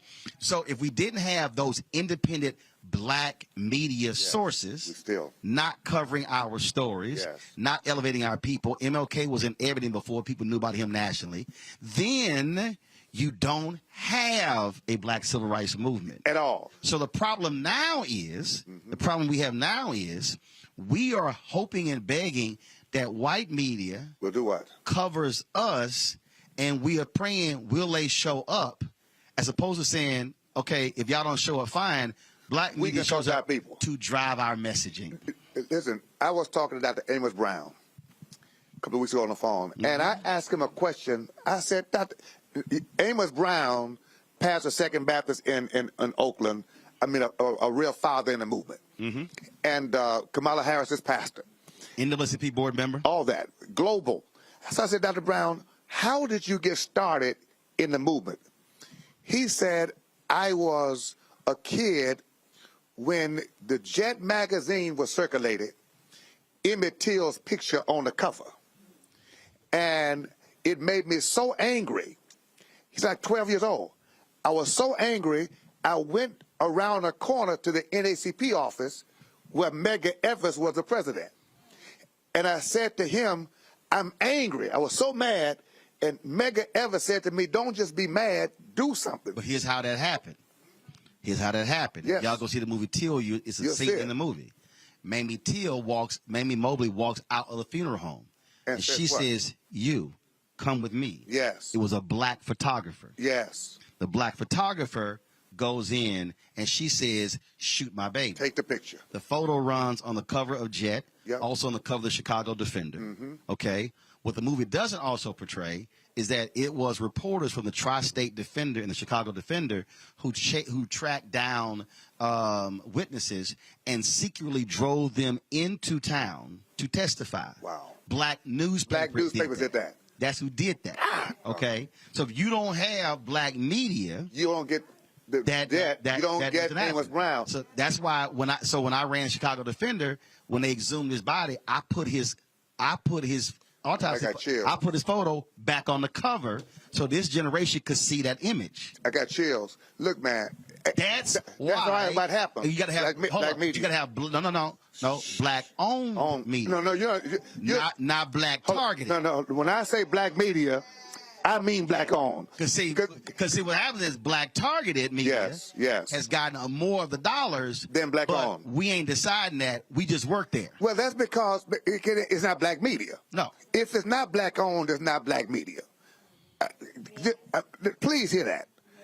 If it's not black owned, it's not black media. If it's not black owned, it's not a black funeral home. Don't stop me. So I'm saying, so Amos Brown says that to Medgar Evers. You know what he did? He said, "What can I do?" There you go. And Medgar Evers said, "Start the youth chapter for the state of Mississippi." So at 12 years old, Amos Brown starts the first statewide youth chapter for the NAACP because he sees Emmett Till's picture on Jet cover. Look, this is amazing. So now, when James Byrd was killed, Reverend Sharpton and I went to the funeral in Jasper, committed Don King. I was there covering it. You were there. I was down in Jasper. Right, but you know how many Negroes never showed up there, right? Right? And so we committed Don King to $100,000 for the family without asking him, right? And then called him afterwards. Flew to New York with the Byrd family, got that of me with Don King for the $100,000, and Emmett Till's mother met us at the dinner and testified to the Byrd family the very story you just told. And Don King said $100,000 is not enough. Here's $200,000. I'm trying to say what black folk can do when you own something. Right. We got to understand the power of that and understand that you never start where the others already are. Our problem is we want you to already be where the others already are. It doesn't work like that. You got to build something to have something. I will give you. I'm gonna give you this last one before we go to break. We didn't talk about voting yet. I'm sorry. No. Because actually, it's all tied. Yeah. It's all tied. Yeah. So we all have seen that image of Bernice on the lap of Coretta Scott King at the funeral. Moneta Sleep, he becomes the first African American to win a Pulitzer Prize for photography because of that photo. But here's what people don't understand: white media said no black people could be in the press pool. No black people. No black people. Lerone Bennett, Ebony, Simeon Booker, Jet, go to Coretta Scott King, and they say, "Miss King, white media will not allow any black media in the press pool to cover MLK's funeral." Wow. In a black church. In a black church? She said, "Let them know that if Ebony and Jet are not in the press pool, there will be no pool." That's how Moneta Sleep was in the pool. That's how he could shoot the photo. Wow. That iconic photo that won the Pulitzer Prize, because Coretta Scott King said, "Ain't gonna be no pool unless they're in," which is why what I tell politicians, black folks who work in corporate America, if you don't make it clear that black-owned media is gonna have a place at the table, don't do it. Don't do it. When Barbara Jordan had her funeral, they tried to move me. They said, "White House press pool sitting here." I was like, "Well, I've been here since 7 a.m. They got to go around." And literally the Secret Service agent said, "No, you got to move." I said, "No, you might want to go talk to that brother right down there." I said, "His name is DZ Cofield. Yeah. You go talk to him, and then you let me know." And they were like, they looked at me, and they didn't went around. And that's the piece. a lot of our folk don't have the back of black-owned media to let folks know. No, they stay. They stay. Y'all might not. You might. Right. You may not make it. Yeah, but they're gonna be in the room. Absolutely. And which means that for those black folks who are in corporate America, who are also in these institutions, they're gonna be able to say, we better make sure there's a line item in that budget for them, and not just for them. And that's why we got to only vote for people, whether they're black or brown or white, who are going to support our agenda of empowerment. That's what the coalition is all about. Because there are some white people, I can tell you right now, point blank, there are some white people who work in major companies who have said, no, we are going to support Roland Martin Unfiltered. And there are some black people who have said, don't buy. Don't buy. I can do a roll call. That's plantation mentality. I can do a roll call. So give me a white conscious person. Yes, sir. Over a clueless brother or sister any day. Well, what black folk got to understand is you're respected more by white America when you stand for your community. When I joined the board of the Harris County Sports and Convention Corporation, NRG, I started asking questions like, where's the black minority participation? Is there a policy? There was no policy. We're looking into it. Research came back within a year, full policy, 30+% participation. So you weren't not just there just to sit at the table and be happy. No, I'm there to be who I am. There you go. And to help improve their quality by adding black brilliance to their repertoire of procurement. There you go. Which also builds black economics. Absolutely. Bishop, always good to see you, Doc. Man, y'all go vote. Don't forget, go vote. Always good to see you, man. I appreciate it. Thanks a bunch. Going to a quick break. We'll be back on Roland Martin Unfiltered on the Black Star Network in a moment. When you talk about blackness and what happens in black culture, we're about covering these things that matter to us, speaking to our issues and concerns. This is a genuine people-powered movement. There's a lot of stuff that we're not getting. You get it, and you spread the word. We wish to plead our own cause. Too long have others spoken for us. We cannot tell our own story if we can't pay for it. This is about covering us. Invest in black-owned media. Your dollars matter. We don't have to keep asking them to cover our stuff. So please support us in what we do, folks. We want to hit 2,000 people, $50 this month, raise $100,000. We're behind $100,000, so we want to hit that. Y'all money makes this possible. Checks and money orders go to P.O. Box 57196, Washington, D.C. 20037-0196. The Cash App is $RM Unfiltered. PayPal is R Martin Unfiltered. Venmo is RM Unfiltered. Zelle is Roland at RolandSMartin.com. Hey, what's up, everybody? It's Godfrey, the funniest dude on the planet. And you're watching Roland Martin Unfiltered. Ow.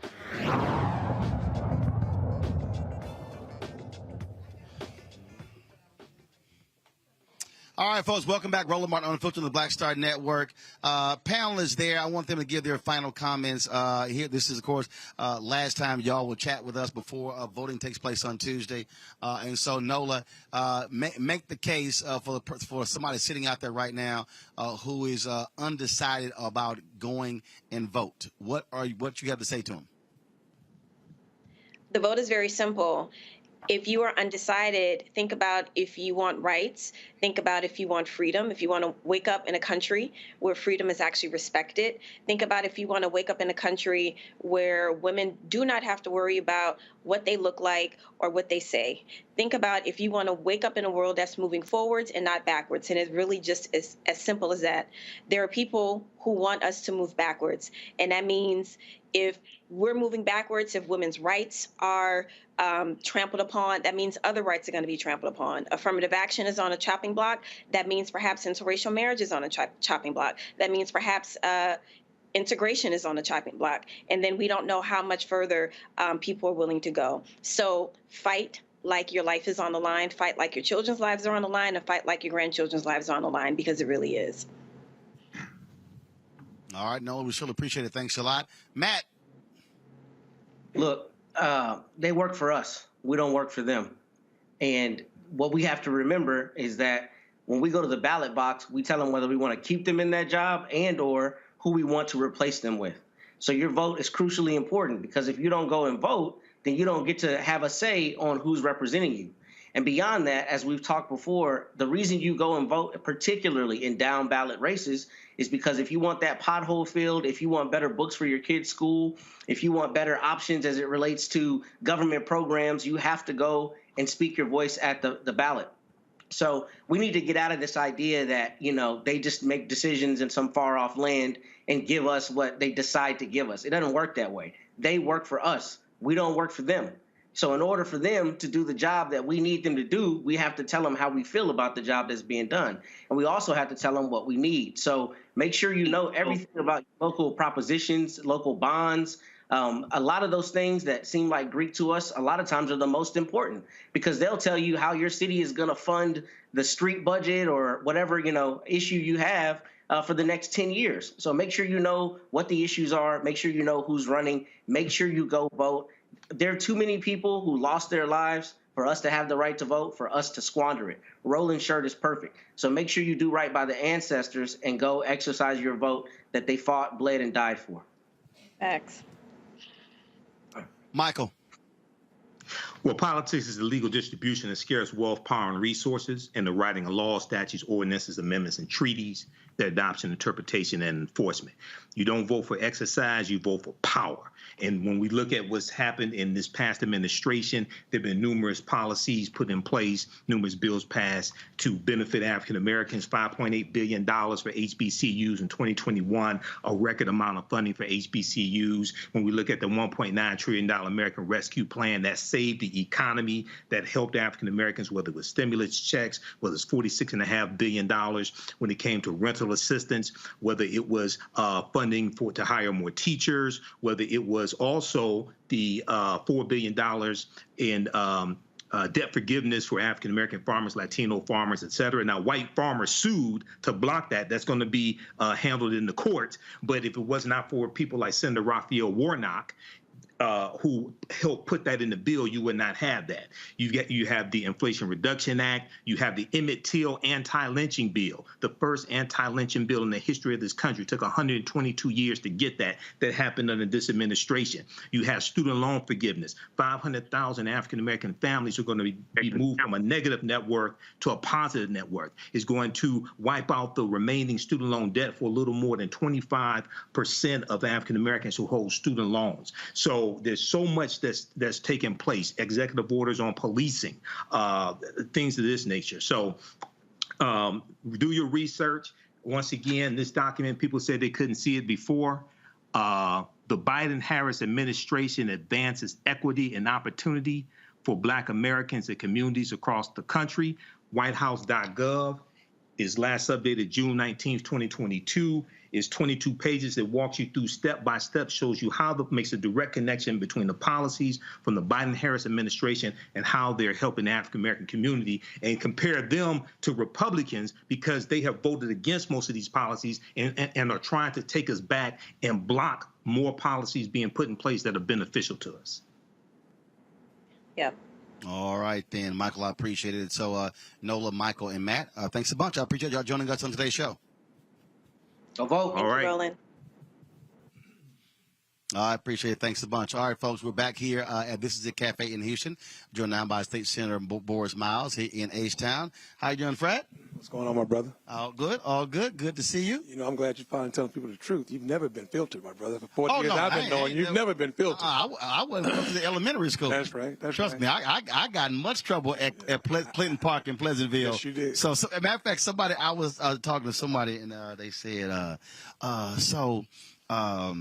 I don't know if it was an interview. I think Jamel here asked me. She said, you know, when did you start to gain your voice? I was like, out the womb. I said, trust me. I said, I've been checking folk for a long time. So I said, this ain't nothing new. Look, Texas legislature, there are 31 state senators, 2 black. 2 blacks. And that's one of those things that I'm We're always the smallest body of state senators in the country. Right. And it's a perfect example of how real estate plays a part of this. And what we're now seeing in this country, what happens in many of these red states, in these red counties, it's a whole bunch of people who are represented by land and not actual people. That's correct. And so the politics is changing, if you will, and we see it even happening. Yeah, in this state, in these counties, and you have all this acrimony against blue counties and blue cities. But I'm always trying to explain to people, yeah, but a lot of broke folk in them red areas that gets checks. They're suffering too. But yeah, they're suffering, but they're getting checks as a result of the folk in those blue areas. That's correct. And hence the reason why $8 million has come into this county for our county judge's seat. Okay, $8 million has come in from across the state and across the country to take out one little low Hispanic girl who just so happens to be a Democrat. And the things on the county commissioner's court has changed. You interviewed Commissioner Ellis here earlier. A lot of things have been put in place that they intend to reverse if we don't get out and vote. Right.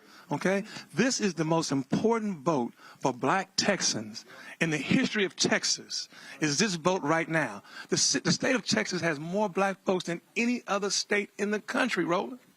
And all we have to do is get out and vote. You know, you were talking about plantation media and marketing. We do the same thing right here, plantation politics. You know, we have people that come into our communities. They want our votes, but don't want to spend our votes with our black media, spend their money with our black media. They don't want to turn on our African-American political machines. I'm so glad to see Claude Cummings and Trey here with CWU. Man, I don't know where black Texas would be. I don't know where black political Texas would be without Claude Cummings and Trey. Okay, it's just that doggone simple. They always come to our rescue. See, that's why, they're here right now. See, that's why when I'm always calling people out, I'm trying to explain to folk. No, it's not. Do you have a black face in the room? Who is control of the checkbook? Of the checkbook, and it's not about just having a black face in the room. But Bishop Dixon could have been any black face in the room at Sports Authority. But he's the wedge in the door that's going to hold the door open and allow other black folks to come on in. The proper black That's what it's the proper black folks that's going to ask the questions, the hard questions. And you know what? Like you said, sometimes we're not liked by our own people, by our own. It's just that plantation mentality. You know I'm not the most liked African-American elected official in Houston, but I'm one of the most effective. Right. And when you're in trouble, they're going to run to me. Right. Okay? And we're going to get it done together. Well, it's all interesting. When I was talking to Bishop, I'm first of all, folks, Boris asked me, he said, man, how many phones you got? You got to understand, first of all, normally I have 3 iPads up here and 2 phones, and I'm working all of them. And then folk don't think when they making comments, I'm reading their comments. Right. You know, and I had someone say, brother was like, why Roland talking about himself? Well, first of all, it's called an example. It's called it's called an example. Like if it's called the Roland Martin Unfiltered Daily Digital Show. and if I'm telling you paid about the cost to be the boss, and if I'm telling you about something that happened while I'm in the room, how else you gonna get the story? But to your point, some folk, it's plantation mentality, man, and we've got to shake ourselves from it. Okay, we've got to, like Bishop Dixon said, we got to build stuff and own stuff so we can have stuff to say about. Okay, unless you own something, unless you can point to something and say, I've done that for the community, unless you can show us some black folks that you've helped along the way, some young black kids that you've helped along the way, unless you can show us a community that you've bettered in some kind of way, don't sit back and criticize us for those of us who are trying to make it better, who are trying to make it better. Most of the time, we're our worst own critics. Okay, we're our worst critics, and it's gotten to the point where we just have to be dull to it and keep it moving, keep the faith, keep the fight. I have no. First of all, I appreciate haters because I actually walk higher because I actually step right on top of them. Keep it moving. See, some people say they step over them. No, I actually step on them. You know, because I ain't got no problem stepping on them because again, I'm not sweating all your whining and complaining. That's why when we talk about this election, when we talk about what has to happen, when I have these folks who you trying to be a Democratic shield, I just walk them through. Show me your 5 issues. And I tell them, I say, just give me your 5 issues. Give me your 5 issues. In fact, there was a brother who came up to me last night. We were in Tarrant County. He was working at the golf club. And when we started, there was another brother. He's like, man, you know that? He said, that's Roland Martin. Dude was like, man, I ain't never heard of him. And so, no, that was fine. But here's what happened. I mean, that's that we started.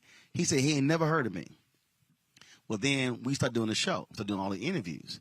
Well, he then go Googles. Runs back.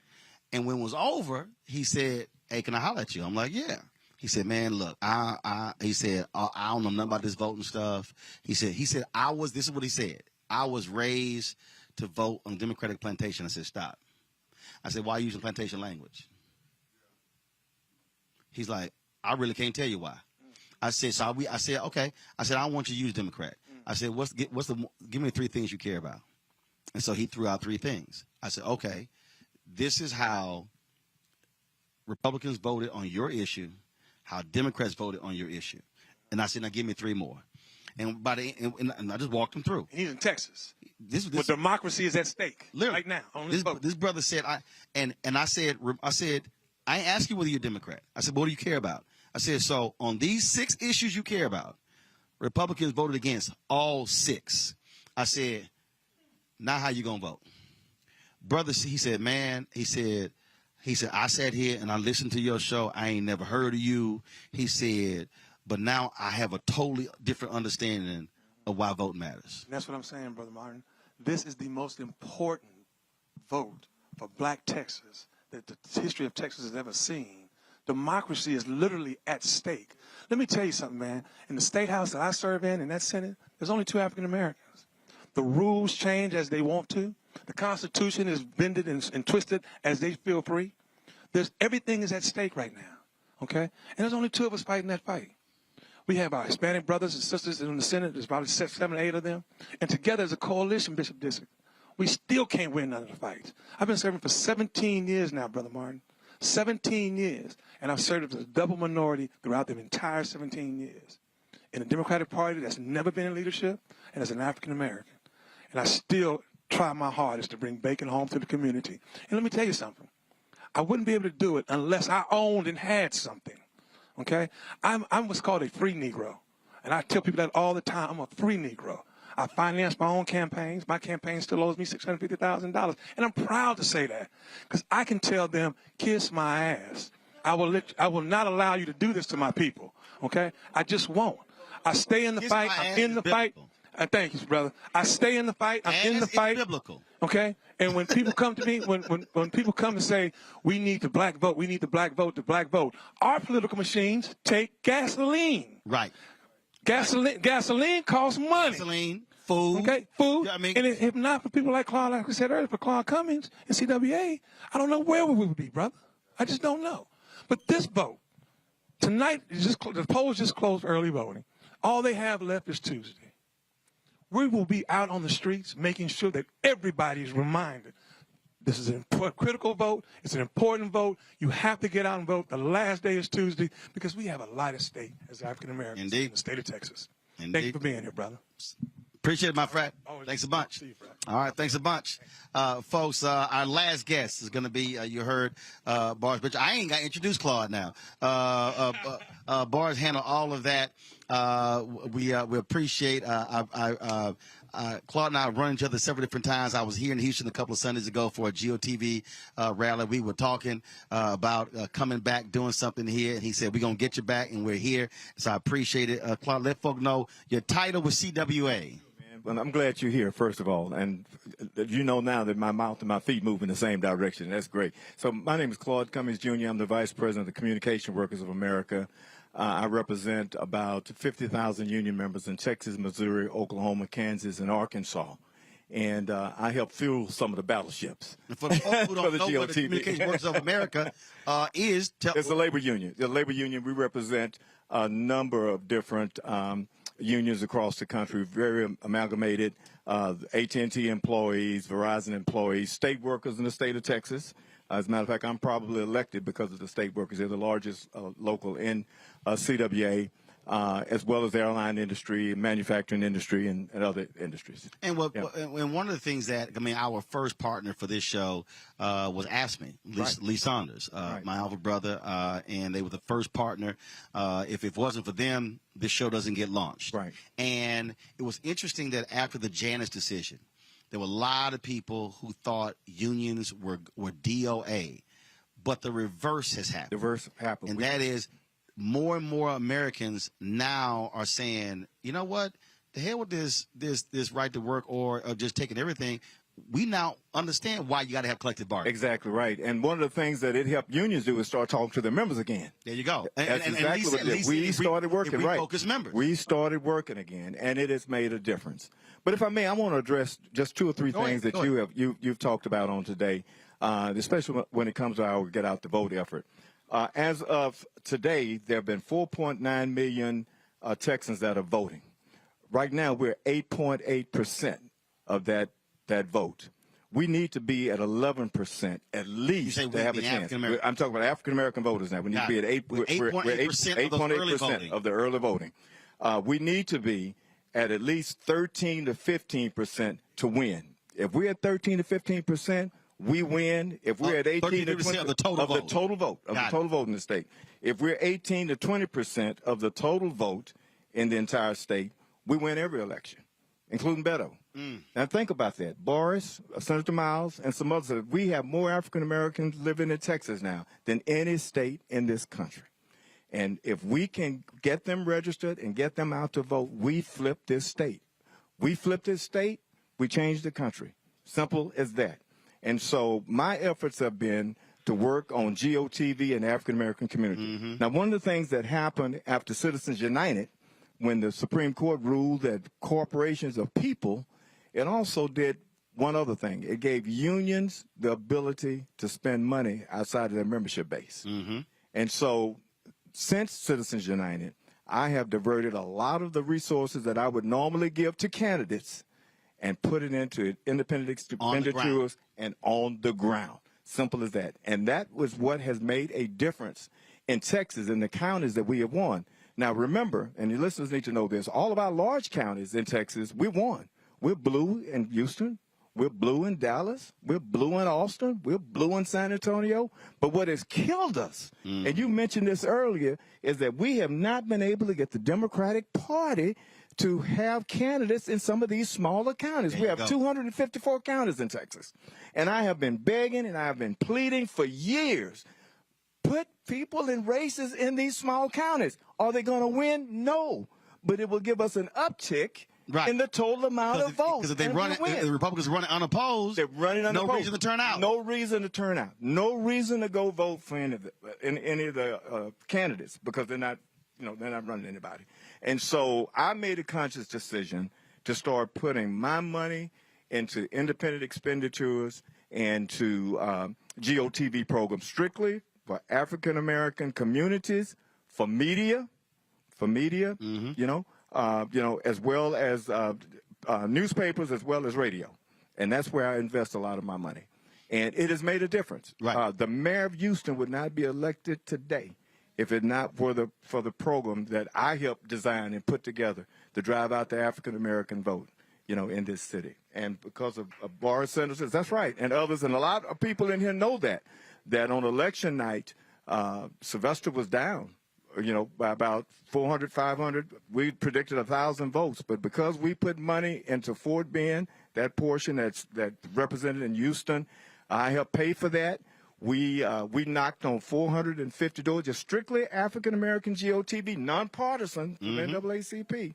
And because of that, the night of the election, he won by 450 some odd votes.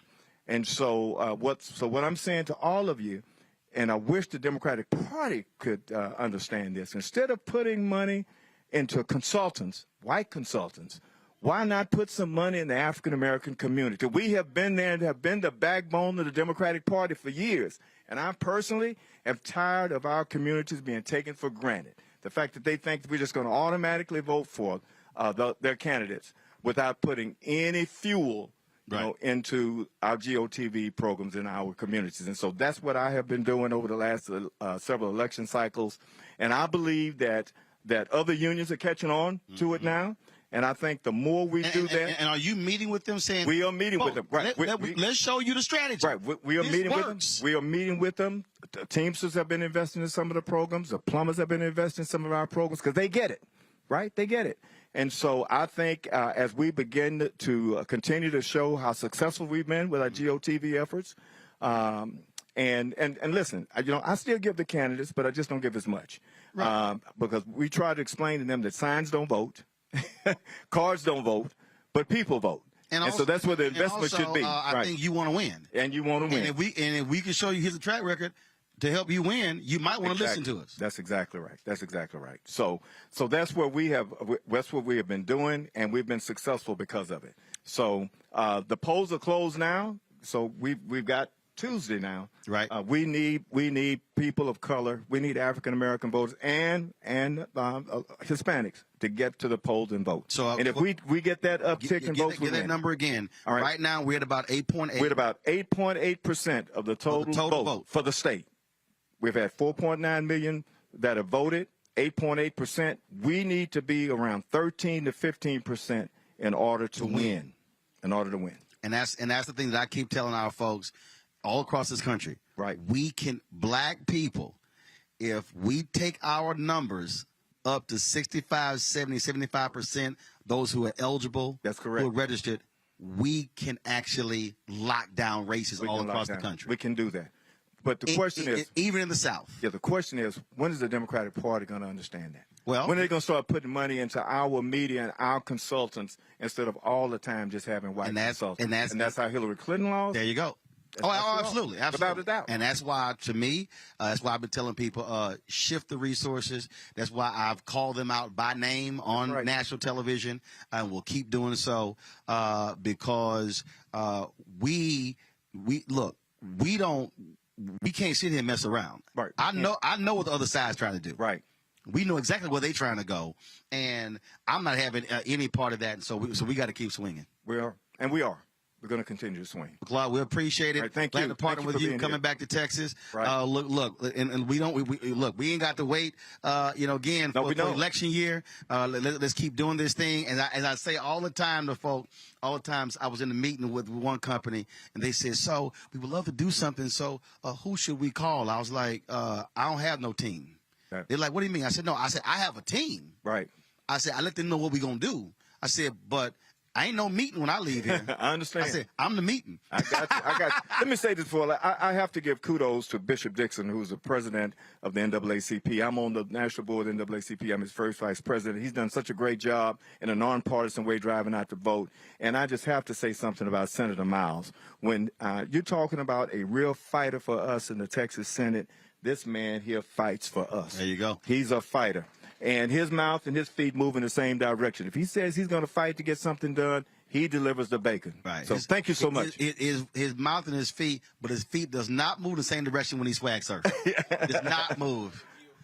Get out the vote. That's it. Get out the vote. Simple as that. Folks, Claude, I appreciate it, man. Thanks a lot. Thank you, folks. That is it for us. Remember, Election Day is Tuesday, not just in Texas, all across the country. Y'all have heard me talk about why we have to vote, what is at stake. I was going to address the issue with Tiffany Cross. I will do so on Monday's show. I'll be back in studio in Washington, D.C. Hey, Talladega, Alabama, I'm there tomorrow. Your president, my frat brother, Dr. Gregory Vincent, is being inaugurated. Tomorrow I'm emceeing his inauguration gala, so I'm leaving here in the morning, flying to Talladega, Alabama. So I'll see you guys tomorrow night and see y'all Monday in the studio for Roland Martin Unfiltered.